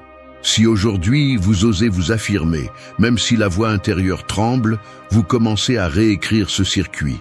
N'attendez pas que le monde vous reconnaisse. Reconnaissez d'abord votre propre valeur. Ce n'est pas de l'arrogance, c'est de la responsabilité. La véritable estime de soi se construit dans le silence, dans les moments où personne ne regarde et où vous choisissez de ne pas céder à l'auto-attaque, au mépris ou à l'auto-apitoiement. Assez d'excuses. Votre valeur n'est pas négociable. Cessez de mendier reconnaissance. C'est une dette que vous n'avez pas besoin de porter. Si vous voulez vivre avec dignité, commencez par vous respecter avant quiconque. Le reste est accessoire. 6. Laisse aller ce que tu ne peux pas influencer. La vérité est celle-ci. La plupart des choses qui te volent la paix chaque jour sont hors de ta portée. Et plus tôt tu l'acceptes, plus tôt tu cesseras de te fatiguer dans des guerres mentales impossibles à gagner. Il y a une partie de ton esprit qui insiste à croire que si tu t'inquiètes suffisamment, si tu y penses encore une fois, si tu analyses jusqu'à l'épuisement, tu pourras tordre la réalité à ta guise. Ce mécanisme est traître, il te convainc que t'inquiéter est la même chose que t'occuper, que penser sans relâche équivaut à résoudre, alors qu'en réalité, cela te confine dans une cage invisible d'impuissance et de frustration. Le besoin de contrôle est un piège subtil, construit sur la peur, peur de l'incertitude, peur du rejet, peur de perdre ce peu que tu crois avoir sécurisé. Et plus tu essaies de serrer le poing sur ce qui ne dépend pas de toi, l'opinion des autres, l'avenir incertain, les résultats d'autrui, plus la sérénité s'échappe entre tes doigts. Le prix est élevé, anxiété constante, énergie perdue, une fatigue qui ne s'en va pas même avec des heures de sommeil. L'esprit se remplit de scénarios qui ne se produisent jamais, de dialogues imaginaires, de solutions pour des problèmes qui n'existent même pas encore. C'est ainsi que tu te détournes de ce que tu peux réellement influencer et que tu finis par hypothéquer ta tranquillité pour un contrôle qui n'a jamais été le tien. Ce n'est pas facile de lâcher prise, je le sais. Même maintenant, en le disant, je ressens l'impulsion de résister, d'argumenter que cette fois, je peux vraiment le changer, de croire que si je pense un peu plus, tout va s'imbriquer. Mais chaque fois que je m'accroche, je n'arrive qu'à augmenter le poids sur mes épaules. Reconnaître les limites n'est pas de la résignation, c'est un acte de brutale honnêteté envers soi-même. Il y a des choses qui t'affectent, mais qui ne t'appartiennent pas. Il y a des batailles qui ne te concernent pas. L'art est de distinguer la limite. Jusqu'ici va ma responsabilité, à partir d'ici, je lâche ce que je ne contrôle pas. Les enseignements stoïciens martèlent cette idée encore et encore. Ce qui dépend de toi, c'est ton attitude, tes actions, ton jugement. Le reste, même si cela fait mal, il faut le laisser aller. Insister pour contrôler l'incontrôlable est une dette émotionnelle qui se paie en tranches d'anxiété. L'affirmation « je lâche le contrôle » n'est pas une reddition, c'est la plus haute expression de la sagesse pratique. C'est le rappel que ton énergie est finie et mérite d'être investie uniquement là où elle fait la différence. Lorsque tu parviens à lâcher prise, même d'un millimètre, tu récupères de l'espace mental pour mieux répondre à ce qui compte vraiment. Lâcher prise ne signifie pas ignorer. Cela signifie accepter la réalité telle qu'elle est et choisir où tu as le pouvoir d'agir. C'est le fondement de la paix intérieure. Laisse aller ce qui ne dépend pas de toi. Cette phrase n'est pas un réconfort bon marché, c'est une stratégie de survie émotionnelle. Tant que tu ne l'intériorises pas, tu resteras otage de chaque variable extérieure. Souviens-toi de cela. Ta liberté commence là où s'arrête l'obsession de contrôler. 7. Répète pour transformer ton esprit. Tu vas aux toilettes et tu te regardes dans le miroir pendant que l'eau coule dans le lavabo. À peine quelques minutes se sont écoulées depuis que tu as ouvert les yeux et tu peux déjà sentir la pression silencieuse des pensées automatiques. Les tâches accumulées, la fatigue qui ne s'est pas dissipée, le doute sur ta capacité à être à la hauteur aujourd'hui. C'est le scénario le plus courant, pas besoin de l'embellir. Nous, tous, à des degrés divers, évoluons dans ce circuit répétitif d'idées qui se réactivent chaque matin avant que nous prenions une décision consciente. C'est ici que commence le véritable travail mental, car ce que tu dis ou ce que tu gardes pour toi à cet instant devient la graine de ce que tu vas récolter durant la journée. Il ne s'agit pas seulement de ce que tu penses, mais de ce que tu répètes. L'esprit apprend par répétition, pas par inspiration momentanée. Si chaque matin tu te répètes la même chose que la veille, les mêmes excuses, les mêmes peurs, les mêmes phrases de frustration, tu renforces un circuit neuronal qui fait que ta réaction automatique est toujours de revenir au point de départ. Et ce point, si tu ne le choisis pas, tu l'hérites de ta version la plus faible. En décomposant la mécanique, ce que tu répètes est ce que ton esprit finit par croire, même si au début tu ne le ressens pas comme authentique. C'est le pouvoir brutal de la répétition. Elle transforme le doute en certitude, la peur en habitude, la résignation en une sorte de refuge mental. Mais il en va de même à l'envers. Lorsque tu choisis de faire de 5 affirmations ton encre quotidienne, tu ne joues pas à l'optimisme naïf, mais tu installes un nouveau système d'exploitation. Les affirmations ne sont pas des sorts ni des placebos. Ce sont des instructions directes au cerveau qui, par pure insistance, commencent à façonner de nouvelles routes. Le processus est inconfortable, car l'esprit va toujours préférer le chemin déjà emprunté, mais la neuroscience est claire. Ce que tu répètes avec intention déplace, peu à peu, ce qui semblait auparavant inévitable. C'est ainsi que fonctionne la reprogrammation mentale. Cela ne dépend pas de te sentir motivé, mais de t'engager dans une pratique quotidienne, même lorsque tout ton corps et ton dialogue intérieur te demandent de revenir en arrière. Les conséquences de ne pas le faire sont évidentes. Tu vis séquestré par des schémas que tu n'as même pas choisis. Tu répètes des réactions qui t'ont déjà coûté cher et tu te demandes pourquoi rien ne change. Mais si tu décides d'installer un nouveau discours intérieur en choisissant chaque jour des affirmations qui renforcent ton pouvoir, ta présence et ton autonomie, alors le circuit commence à se fracturer. Ce que tu répètes te façonne. Il n'y a pas de raccourci, mais il y a une stratégie. Décide quelles seront les 5 phrases qui vont occuper cet espace fertile du matin, insiste sur elles même si elles semblent vides au début, et observe comment, avec le temps, tes réponses face à la vie cessent d'être les mêmes. Le véritable changement ne se produit pas en un seul acte héroïque, mais dans la constance silencieuse de ce que tu choisis de répéter quand personne ne te voit. Ce n'est pas de la magie, c'est de l'entraînement. Répète pour transformer ton esprit. C'est ce qui différencie celui qui se résigne de celui qui se réinvente. 8. Parle-toi comme un allié. Je vais être brutalement honnête. Pendant longtemps, mon dialogue intérieur ressemblait plus à une tranchée hostile qu'à un espace sûr. Je me réveillais, et avant même de sortir du lit, je recevais déjà des instructions d'une voix intérieure qui ne pardonnait aucune erreur, qui passait en revue chaque défaut avec la précision d'un chirurgien, et qui, si je commettais la moindre faute, en faisait une sentence. Personne ne le remarquait, mais pendant que je me lavais le visage ou que je m'habillais, cette voix était capable de me charger d'un poids invisible qui déformait tout ce que je voyais à l'extérieur. C'était comme avancer chaque matin avec un sac à dos rempli de pierres que j'avais moi-même mises là, juste par habitude. Et le plus absurde, c'est que je ne réalisais pas que ce traitement implacable n'était pas une sorte de discipline, mais une forme de sabotage silencieux. Cela devient presque un réflexe automatique. Tu te trompes et tu t'appelles maladroit. Tu ressens de la peur et tu te reproches de ne pas être plus fort. Tu as un doute et tu t'accuses d'insécurité. Ainsi, sans t'en rendre compte, chaque phrase intérieure devient une graine de méfiance qui fleurit au cours de la journée. Observer ce mécanisme, avec tous ses détails, est inconfortable. Ce n'est pas facile d'admettre que souvent tu es ton propre ennemi, que le pire juge n'est pas les gens là dehors, mais cette voix qui ne se repose jamais et qui semble prendre plaisir à énumérer tes manques. Il y a de petits gestes qui le trahissent. Le froncement de sourcils devant le téléphone après avoir lu un message, la respiration contenue quand tu doutes de faire ce qu'il faut, la mâchoire serrée quand tu te rappelles une ancienne erreur.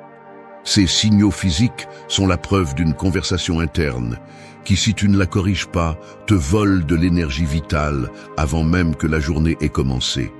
Et la vérité, c'est que personne ne va arrêter ce cycle pour toi.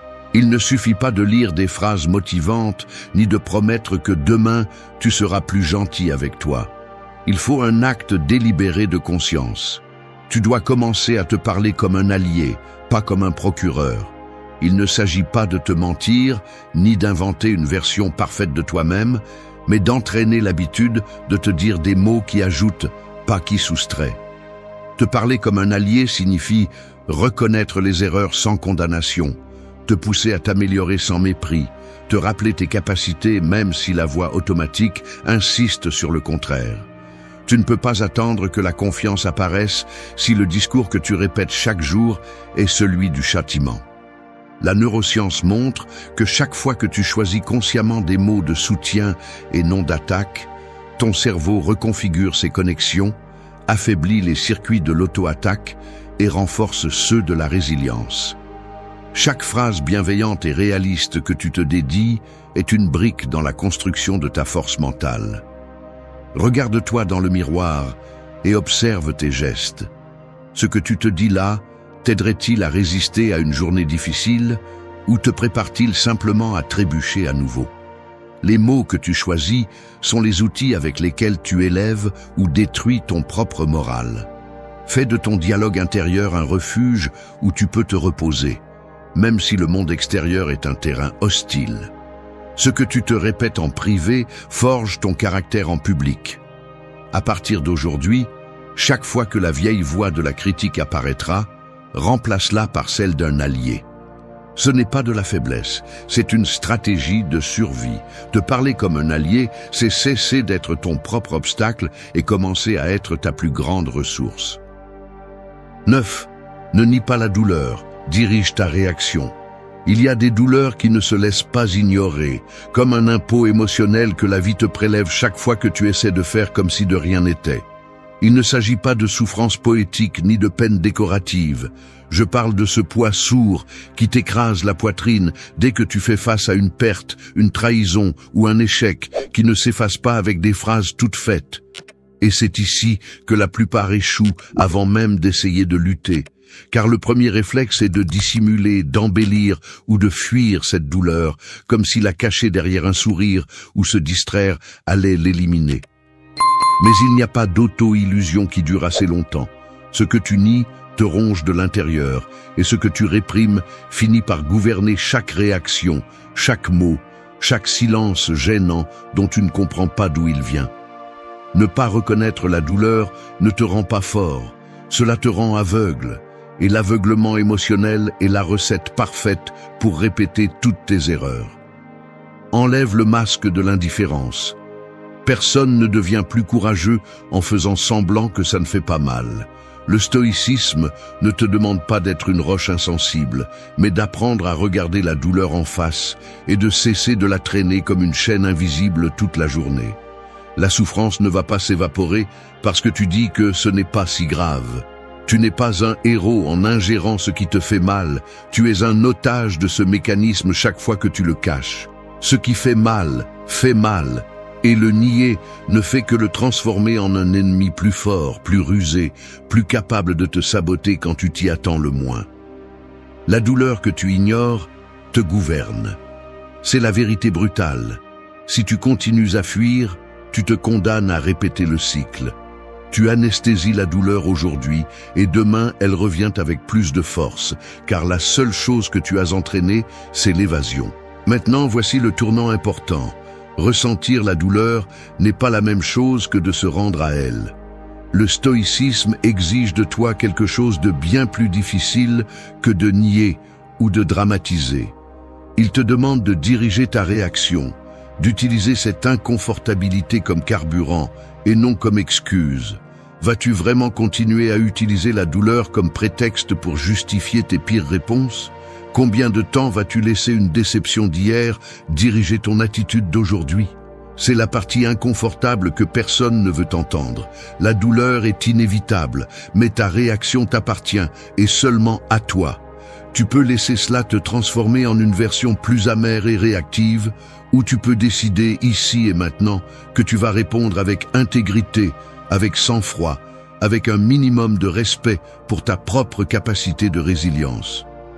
Ne contrôle pas la douleur, contrôle ta réponse. Cette phrase devrait être gravée à la porte de ton esprit chaque matin. La neuroscience le montre avec la même froideur. Quand tu décides d'affronter la douleur, de la reconnaître, de la nommer, puis de choisir consciemment ta réaction, tu crées de nouvelles voies neuronales qui te préparent à résister au prochain coup, au lieu que chaque blessure soit plus profonde que la précédente. Mais si tu préfères le chemin de la négation, tu renforces seulement le réseau de la peur et de l'évasion.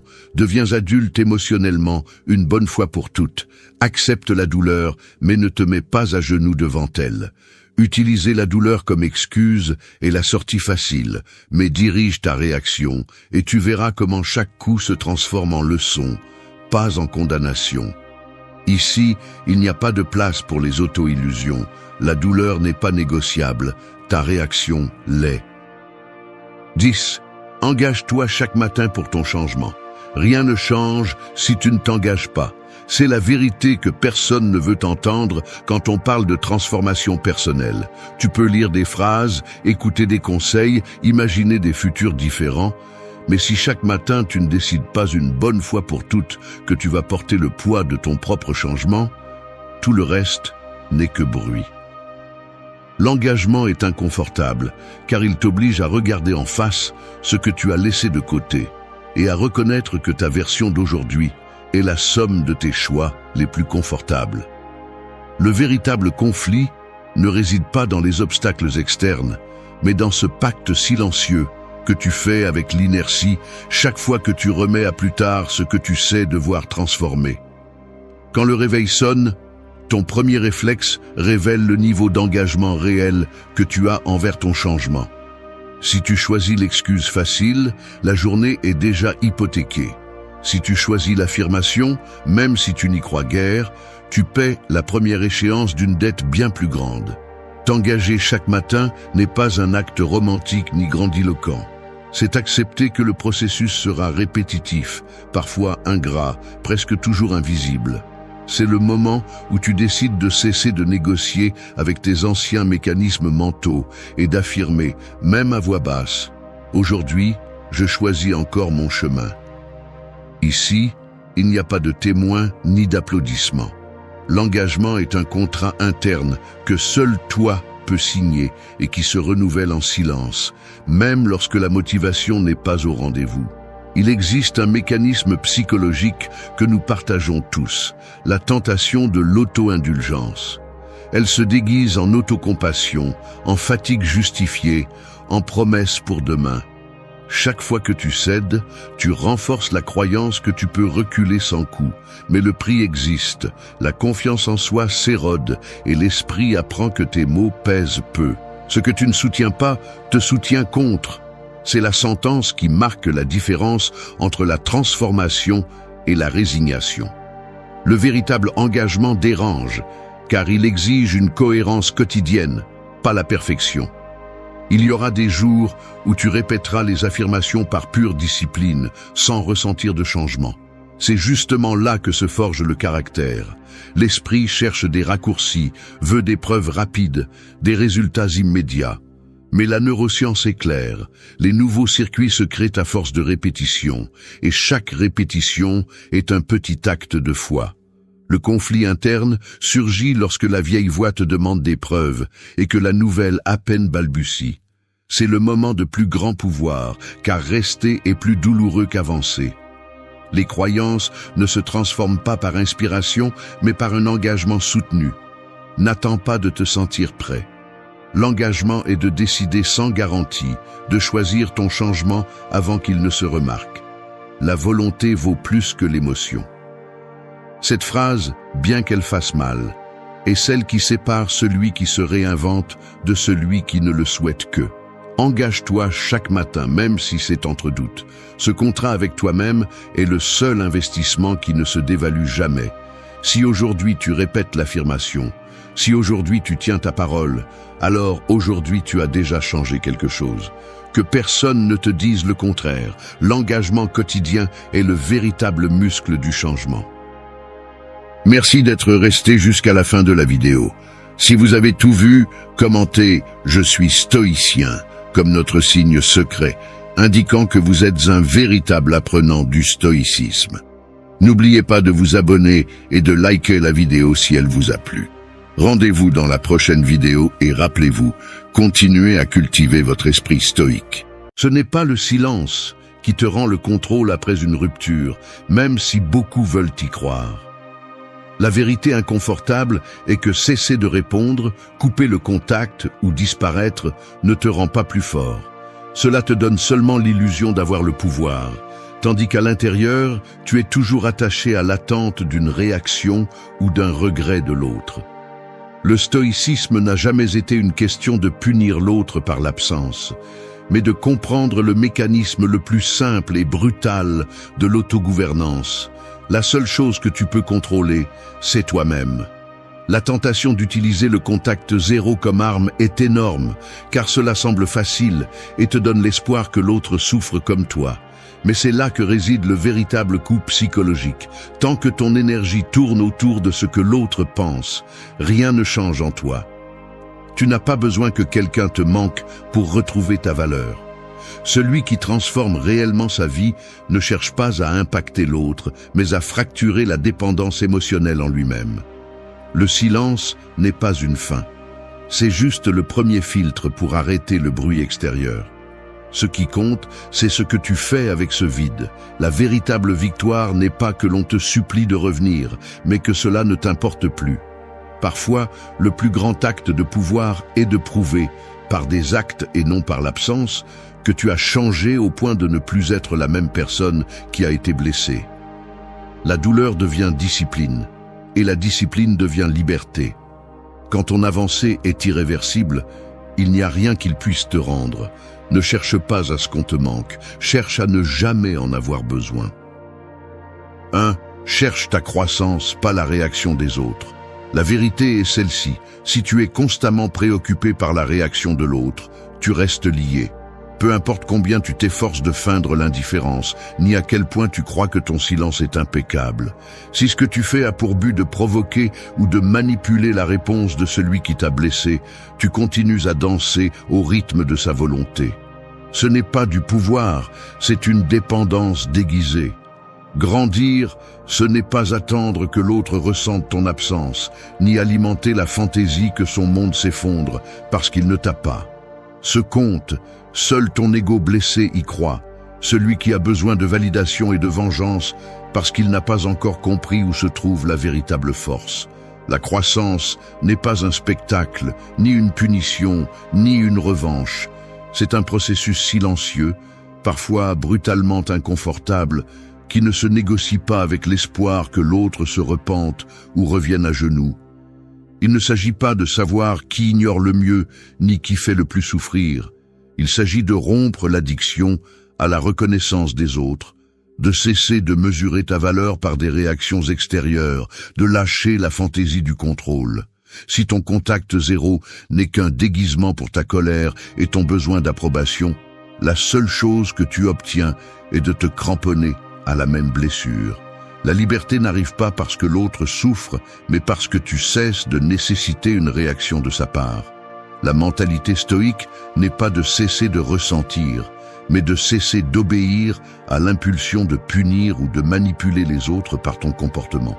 Si ta guérison dépend de ce qui se passe en dehors de toi, alors ta vie reste hypothéquée à des décisions que tu ne contrôles pas. Voilà le piège. Tu préfères investir de l'énergie à imaginer comment se sent l'autre, plutôt que de faire face au travail difficile de te transformer. N'es-tu pas fatigué de déléguer ton bien-être à quelqu'un qui a déjà prouvé qu'il ne sait pas le préserver? Ton pouvoir n'est pas dans l'impact que tu as sur l'autre, mais dans la distance que tu parviens à mettre entre tes actions et ses attentes. Il y a une phrase que tu dois te rappeler. Ta croissance t'appartient, la réaction de l'autre est sans importance. Personne ne peut te retirer ce que tu construis vraiment à l'intérieur, peu importe combien il l'ignore, le critique ou le méprise. Le silence n'est utile que lorsqu'il est un espace pour entraîner ton caractère, pas lorsqu'il est un cri déguisé. Cesse de te mentir. Perdre du temps à attendre la réaction des autres ne fait que retarder ton progrès. La seule dette en suspens est envers toi-même. Tu veux un vrai pouvoir. Entraîne ton esprit à cesser de nécessiter les applaudissements ou les pleurs de celui qui ne compte plus. Cesse de mendier des miettes de réaction. Commence à construire des fondations d'intégrité. La croissance qui compte est celle qui te libère, pas celle qui te lie à une attente éternelle. 2. Concentre ton énergie sur ta transformation. Tu es surpris de te voir répéter les mêmes rituels quotidiens. Tu vérifies ton téléphone discrètement, tu repasses mentalement chaque mot que tu as dit ou que tu as omis de dire, tu cherches des signes dans les messages absents. Peut-être que tu passes devant le miroir et tu te demandes si ton visage reflète le calme que tu essaies de montrer, tandis qu'à l'intérieur, tu es toujours coincé dans un combat invisible. Ce n'est pas seulement le silence qui pèse, mais l'énergie que tu continues d'investir dans ce qui n'est plus là.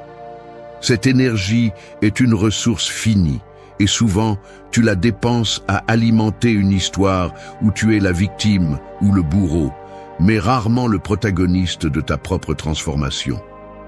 Le vrai travail commence lorsque tu cesses de regarder vers l'extérieur et que tu te demandes, avec une brutalité honnête, dans quoi tu as investi tes jours. Le piège le plus courant est de croire que guérir dépend du temps ou de l'oubli, alors qu'en réalité, cela dépend de ce sur quoi tu choisis de concentrer chaque pensée, chaque réaction, chaque petit acte qui te définit. C'est ici que la philosophie stoïque n'est pas seulement une théorie lointaine, mais un exercice constant d'autosurveillance. Il ne s'agit pas de ne pas ressentir de douleur, ni de supprimer les émotions. Il s'agit de cesser d'alimenter la blessure avec des attentes extérieures.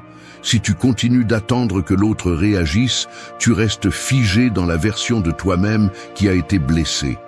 Ton énergie, qui pourrait être le carburant pour grandir, se perd dans un compte à rebours qui ne finit jamais.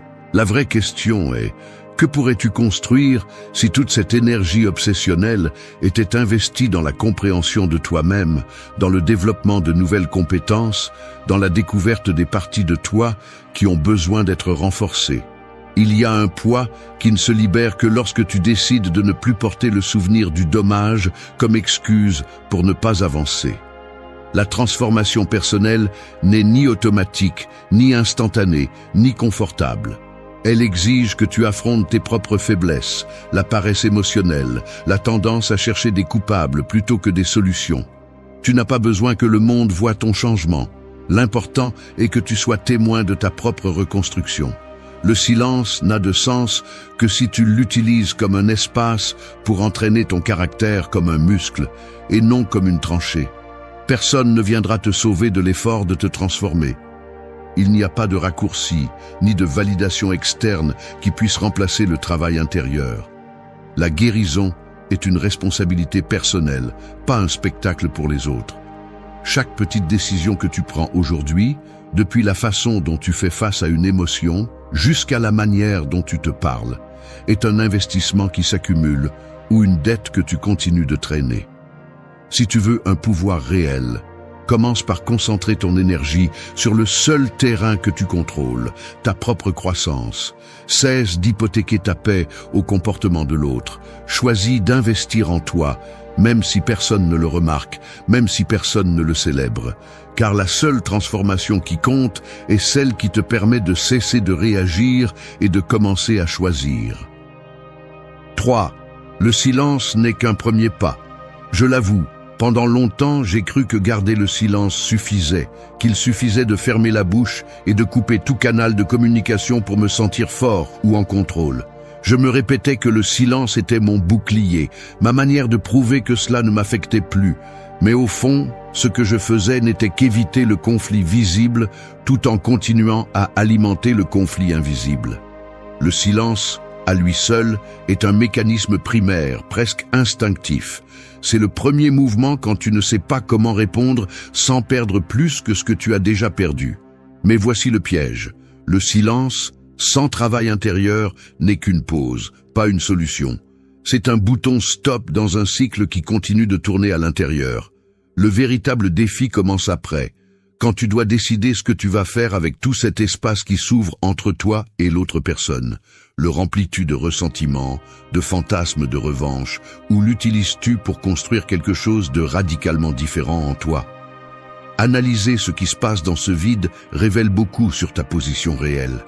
Si tu cherches seulement le silence pour ne pas t'exposer, pour garder l'apparence de force, alors tu continues à agir par peur et par besoin de te cacher. Faire taire l'autre ne signifie pas faire taire l'influence qu'il a sur toi. C'est là que la plupart échouent. Ils croient que le contact zéro suffit parce qu'il coupe le bruit extérieur, mais ils ne réalisent pas que le bruit intérieur peut devenir assourdissant. Le silence n'est qu'un seuil. La complexité vient après, quand tu commences à faire face à tes propres mécanismes de déni, aux arguments que tu inventes pour te justifier et aux excuses qui te maintiennent sur le même point. Sans autocritique, le silence n'est qu'une évasion. Sans transformation, c'est juste un masque de plus. La stratégie stoïque vise un autre type de processus. Elle ne te dit pas de te taire pour paraître dominant, mais d'utiliser le silence comme un espace fertile où tu peux observer tes schémas, reconnaître tes réactions automatiques et commencer à démonter chacun des mécanismes qui te lient. Ici, l'auto-tromperie ne sert à rien, car chaque minute que tu passes à penser à la réaction de l'autre est un temps investi dans ta propre faiblesse. Le silence authentique est celui qui te permet de voir clairement où tu dépenses ton énergie mentale, dans quelles pensées tu te bloques et quelles sont les impulsions que tu aimerais contrôler mais que tu ne peux pas encore. Transformer le silence en quelque chose d'utile implique une séquence inconfortable de décisions. Choisir quelles pensées méritent ton attention, identifier les pièges de ton propre discours intérieur, cesser d'alimenter la narration de victime ou de justicier. La différence réside dans l'utilisation que tu fais de cet espace. Tu peux rester figé, attendant que l'autre remarque ton absence, ou tu peux utiliser ce même silence pour réécrire tes propres habitudes et renforcer des parties de toi que tu as toujours mises de côté. Ici, une honnêteté brutale est requise. Chaque pensée que tu répètes est un investissement ou une dette.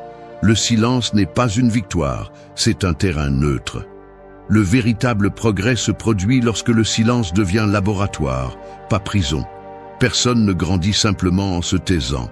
Tu ne grandis que lorsque tu transformes le silence en autoconscience et en action réelle.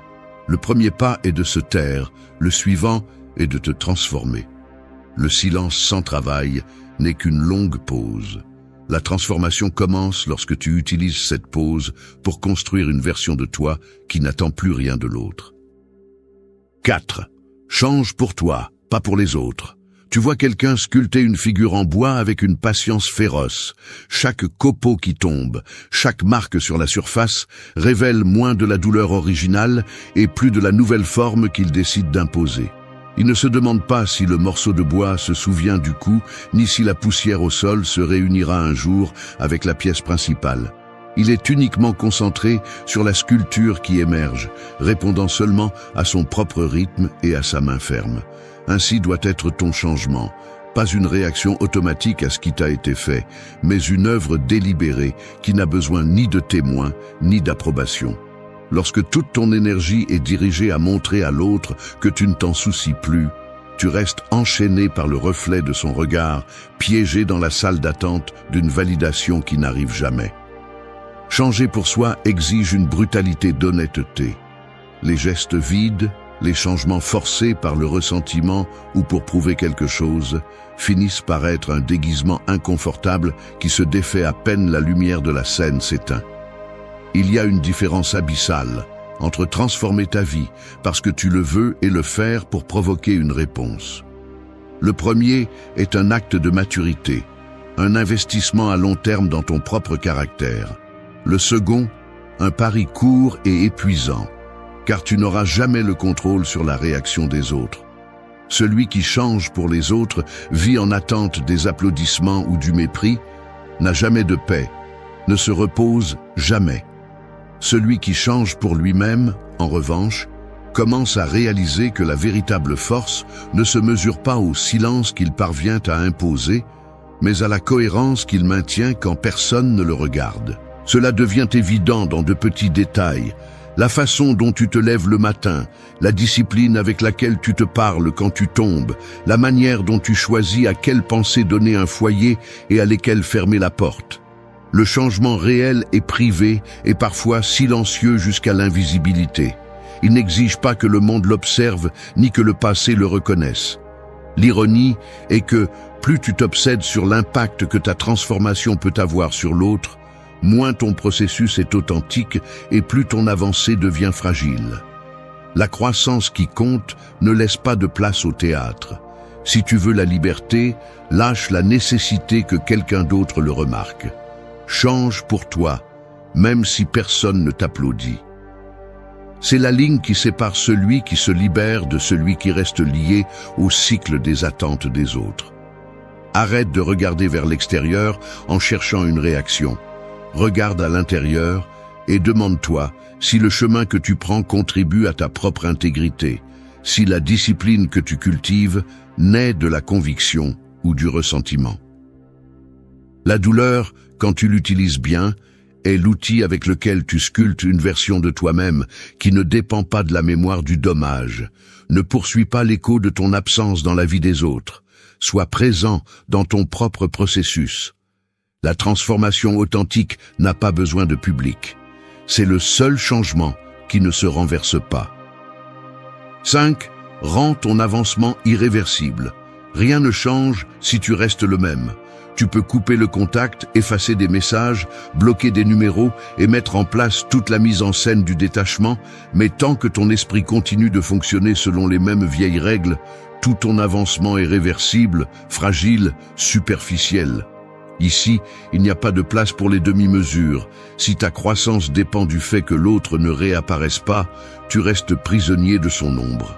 Prends tes responsabilités une bonne fois pour toutes. Chaque fois que tu répètes des excuses sur la difficulté de lâcher prise, la seule chose que tu démontres, c'est que tu préfères le confort de ton propre stagnation plutôt que le vertige d'avancer sérieusement.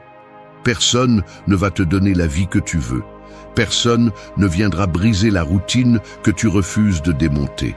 Si tu continues d'attendre que quelque chose d'externe t'oblige à bouger, alors ta récupération n'est qu'une pause fragile qui s'effondre dès que l'autre traverse ton esprit ou ton chemin.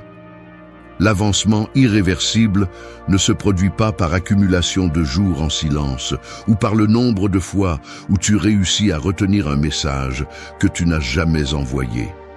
Cela se produit lorsque tu ajustes le mécanisme interne que tu utilisais pour mendier de l'attention.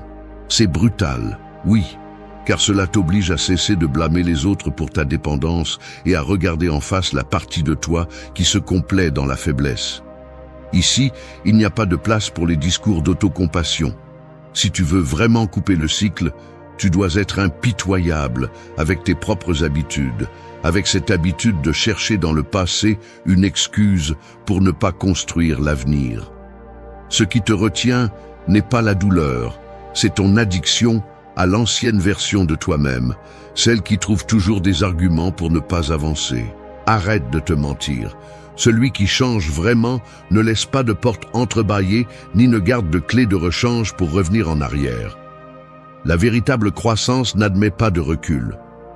Si tu veux du pouvoir, commence à prendre des décisions inconfortables et maintiens-les jusqu'à ce que la tentation de revenir soit sans importance. Prouve par des actes que ton avancement ne dépend ni de la vigilance des autres, ni de la peur de la rechute. Mets-toi mal à l'aise. Change tes routines, détruis les rituels que tu utilisais pour te sentir en sécurité dans ton propre auto-illusion. Renonce à la satisfaction que l'autre remarque ton absence. Le progrès irréversible ne se proclame pas. Il se construit en secret, à l'épreuve de tes propres faiblesses. Entraîne ton esprit comme tu entraînerais un muscle. Répète l'effort jusqu'à ce que la discipline pèse plus que l'habitude de chercher des miettes de réaction. Si aujourd'hui tu te demandes quand tu cesseras de rechuter, la réponse est claire, le jour où tu choisiras de ne plus être ton propre obstacle. Personne ne peut te ravir un avancement qui ne dépend de personne d'autre. Choisis aujourd'hui de ne plus construire tes fondations sur le sable des attentes des autres. Rends-le si irréversible que la seule option soit de continuer à grandir, même si cela fait mal, même si personne ne le voit, même si tu dois le faire seul. Car c'est seulement ainsi que l'avancement cesse d'être un geste et devient ta nouvelle nature. 6. Laisse derrière toi le besoin d'approbation. La vérité inconfortable est celle-ci. Tant que tu cherches l'approbation, tu restes prisonnier. Peu importe combien tu t'efforces de prouver que cela ne t'affecte plus, ni à quel point ton indifférence est convaincante, si au fond tu as besoin de reconnaissance ou de validation, ta liberté n'est qu'une illusion. Il y a un piège silencieux dans ce besoin. Il te convainc que ta valeur dépend du regard des autres, que tu n'es suffisant que si quelqu'un d'autre le confirme. Ainsi, chaque avancée personnelle est contaminée par l'attente d'être vue, applaudie ou même remarquée. C'est une dette émotionnelle qui ne se termine jamais de se payer et qui consomme ton énergie par petites doses quotidiennes, te volant l'autonomie que tu cherches à construire. Le véritable conflit se déroule en toi. Une partie de ton esprit comprend que tu devrais avancer uniquement pour toi. Mais une autre partie continue d'attendre des signaux externes, un geste qui valide ton processus. Cette contradiction interne est épuisante, une sorte de filtre déformant qui altère chaque réalisation personnelle et la rend incomplète. Le mécanisme est subtil, presque automatique. Chaque fois que tu parviens à résister à l'impulsion de chercher un contact, chaque fois que tu maintiens le silence, apparaît la fantaisie que l'autre observe ta transformation, qu'il reconnaît ce que tu as perdu ou ce qui t'a coûté d'arriver ici. Mais cette pensée révèle la dépendance que tu n'as pas coupée. C'est comme si tu avais un compteur invisible qui ne compte des points que si l'autre les regarde. La vérité est que personne ne peut remplir ce vide pour toi, et continuer à attendre qu'il le fasse est une forme d'auto-sabotage. Accepter cela est inconfortable, car cela t'oblige à regarder en face la partie la plus fragile de ton estime de soi. C'est là que la philosophie stoïque frappe avec toute sa brutalité. Tu n'as aucun contrôle sur l'opinion des autres, ni sur leurs émotions, ni sur le récit qu'ils construisent sur toi. La seule chose que tu peux gouverner est ta réponse, ton processus, ta reconstruction interne. Chaque fois que tu te surprends à imaginer comment l'autre réagirait à ton changement, chaque fois que tu ressens une douleur en ne recevant pas de reconnaissance, souviens-toi de cela. La vraie valeur ne dépend pas de témoins. Tu n'as pas besoin d'un public pour devenir quelqu'un de différent. Tu as besoin de discipline pour cesser de la chercher. L'entraînement commence lorsque tu décides de cesser d'alimenter ce mécanisme automatique de recherche d'approbation. Cela peut faire mal, car cela signifie accepter que la solitude fait partie du processus et que ton avancée devra se soutenir sans applaudissements, sans réponse, sans garantie d'être remarqué. Mais c'est la seule liberté qui ne se renverse pas, lorsque ton standard n'est plus défini par le reflet que tu reçois, mais par la cohérence entre ce que tu penses, ressens et fais. Personne ne va te rappeler chaque jour ce que tu vaux, ni célébrer tes petites victoires internes.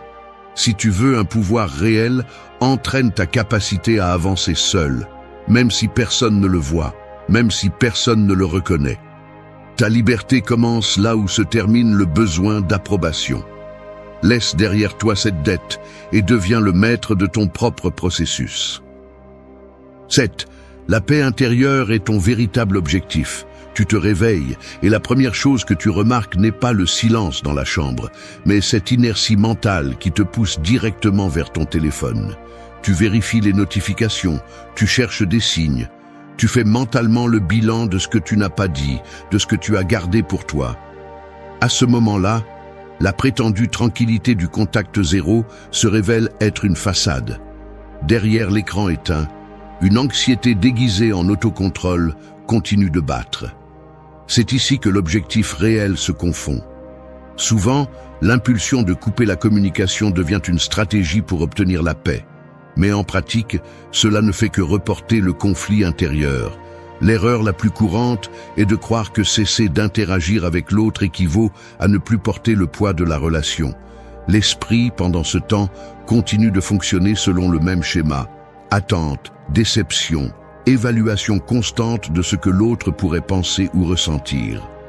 Ainsi, même si tu sembles serein à l'extérieur, ton énergie reste hypothéquée à un résultat extérieur que tu ne pourras jamais garantir. En analysant le mécanisme sous-jacent, il est clair que la recherche de paix à travers le silence n'est rien d'autre qu'une distraction. Le stoïcisme le prévient avec brutalité. La paix ne dépend pas de l'élimination des stimuli, mais du changement de la relation que tu as avec eux. Si tes décisions continuent d'être dictées par l'espoir que l'autre réagisse, alors tu n'as pas rompu le cycle, tu l'as seulement maquillé. La prochaine étape logique est de tourner le regard vers l'intérieur et de te poser les questions inconfortables. Quelle partie de toi a encore besoin de preuves externes pour se rassurer? Combien de temps vas-tu encore investir à soutenir cette attente invisible? La paix intérieure ne se construit pas en fuyant les déclencheurs, mais en affrontant l'habitude de chercher validation à la mauvaise source. C'est un exercice de désarmement mental. Identifier combien de fois par jour ta tranquillité dépend de quelque chose qui échappe à ton contrôle, et à partir de là, rediriger l'attention et l'énergie vers ce que tu peux réellement façonner. La conséquence de ne pas faire ce travail est de vivre dans une sorte de prison volontaire où chaque réaction des autres devient un examen qui ne finit jamais. Tu deviens esclave d'un résultat qui, au fond, n'a jamais été entre tes mains. Le véritable progrès n'est pas de cesser de parler à quelqu'un, mais de cesser de te parler à toi-même depuis le besoin d'être remarqué. L'objectif final n'est pas le silence extérieur, mais la stabilité intérieure. Que ton humeur ne fluctue pas au rythme de ce que les autres décident ou ignorent. La paix intérieure commence lorsque tu cesses de mesurer ta valeur par ce qui se passe à l'extérieur. C'est la ligne qui sépare l'auto-illusion de la véritable liberté. La seule stratégie efficace est d'entraîner l'esprit à ne pas réagir à chaque stimulus externe, mais à choisir, avec discipline, dans quelles pensées et émotions tu vas investir ton attention. Il ne s'agit pas de ne rien ressentir, mais de cesser d'être gouverné par ce que tu ne peux pas contrôler. La paix intérieure est un objectif, pas un effet secondaire. Elle n'arrive que lorsque le centre de gravité de ta vie revient à toi, et non au reflet que tu reçois de l'autre. 8. Le véritable pouvoir réside dans tes actes. Je vais être brutalement honnête. J'ai passé des journées entières coincé dans le même cycle, les poings serrés dans mes poches et la mâchoire tendue, croyant que le véritable pouvoir était de me contenir, de ne pas répondre aux messages, de me rendre invisible, de maintenir cette posture rigide comme si c'était une armure. Mais la vérité, c'est que tout ce théâtre semble vide lorsque tu te surprends à regarder l'écran éteint. Lorsque le corps reste rigide et l'esprit ne se repose pas, attendant un signe que ton silence porte ses fruits. Le pire, c'est de sentir comment l'estomac se serre à chaque notification qui n'arrive pas. Comment le cœur bat plus vite lorsque tu traverses la rue et que tu crois voir une silhouette familière. Le contact zéro, dans la pratique, n'est qu'une pause inconfortable si ta tête continue de tourner autour de l'autre. Peu importe combien de fois tu bloques, effaces ou te tais, si tes actes ne changent pas, tu restes esclave de la même nécessité déguisée en contrôle. Le véritable pouvoir n'est pas ce geste tendu d'autocensure, ni l'attente silencieuse d'une reconnaissance. Le véritable pouvoir réside dans ce que tu fais quand personne ne te regarde, dans la qualité de tes actions quotidiennes. Cela se remarque dans les petits détails. La façon dont tu te forces à te lever tôt, même si tu n'en as pas envie, le rituel inconfortable de t'asseoir pour lire ou écrire alors que tu préférerais te perdre dans la distraction. Le pouvoir réel se ressent lorsque tu transformes l'impulsion de chercher des nouvelles sur l'autre en la discipline d'entraîner ton corps, d'apprendre quelque chose de nouveau, de construire des habitudes qui ne dépendent pas de témoins. C'est la différence essentielle. Tu ne dépenses plus ton énergie à alimenter l'attente d'une réaction, mais tu l'investis pour devenir quelqu'un de plus fort, de plus capable, de plus cohérent avec la personne que tu dis vouloir être. Il y a une ligne qui ne peut pas être négociée. Tes actes sont les seuls arguments qui comptent. Tu peux raconter 1000 histoires sur ce que tu ressens ou ce que tu penses, mais au final, ce qui te définit, c'est ce que tu fais quand personne ne le valide. La croissance authentique ne laisse pas de place aux justifications ni aux fantasmes de vengeance. Elle se construit dans la répétition inconfortable de décisions qui coûtent, dans la constance que personne n'applaudit, dans la fatigue physique et mentale que toi seul connais.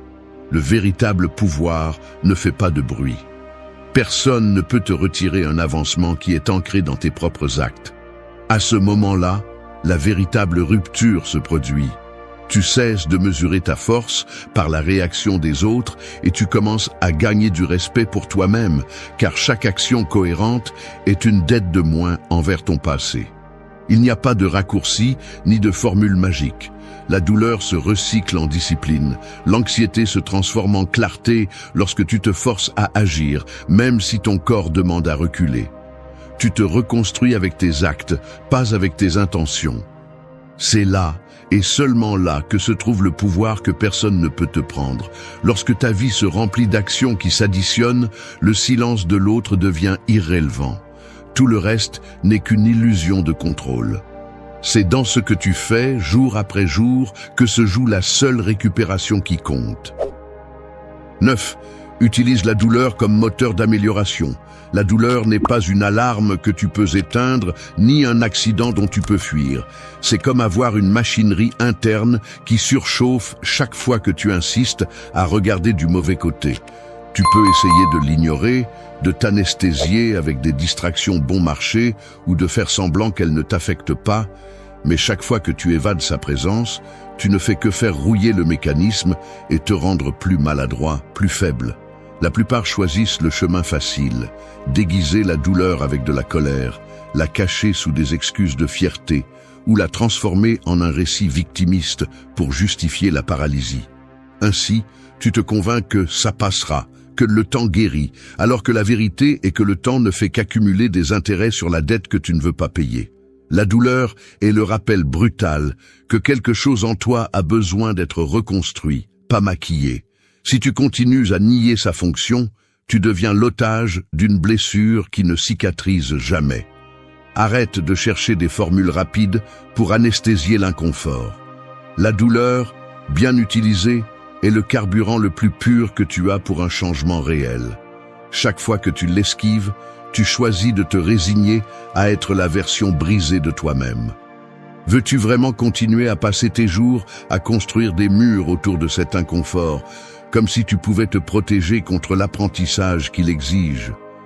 La douleur est le seul conseiller qui ne se laisse pas soudoyer, qui ne répond pas à tes supplications et qui ne disparaît pas simplement parce que tu l'ignores. Sa fonction est de te pousser à agir, à cesser de justifier tes propres chaînes.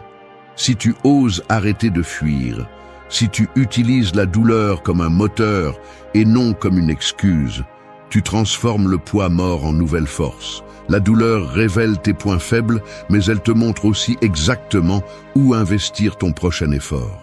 Beaucoup préfèrent le cercle vicieux de la plainte, le lamentement interminable, la répétition d'histoires, où l'autre est responsable de leur misère.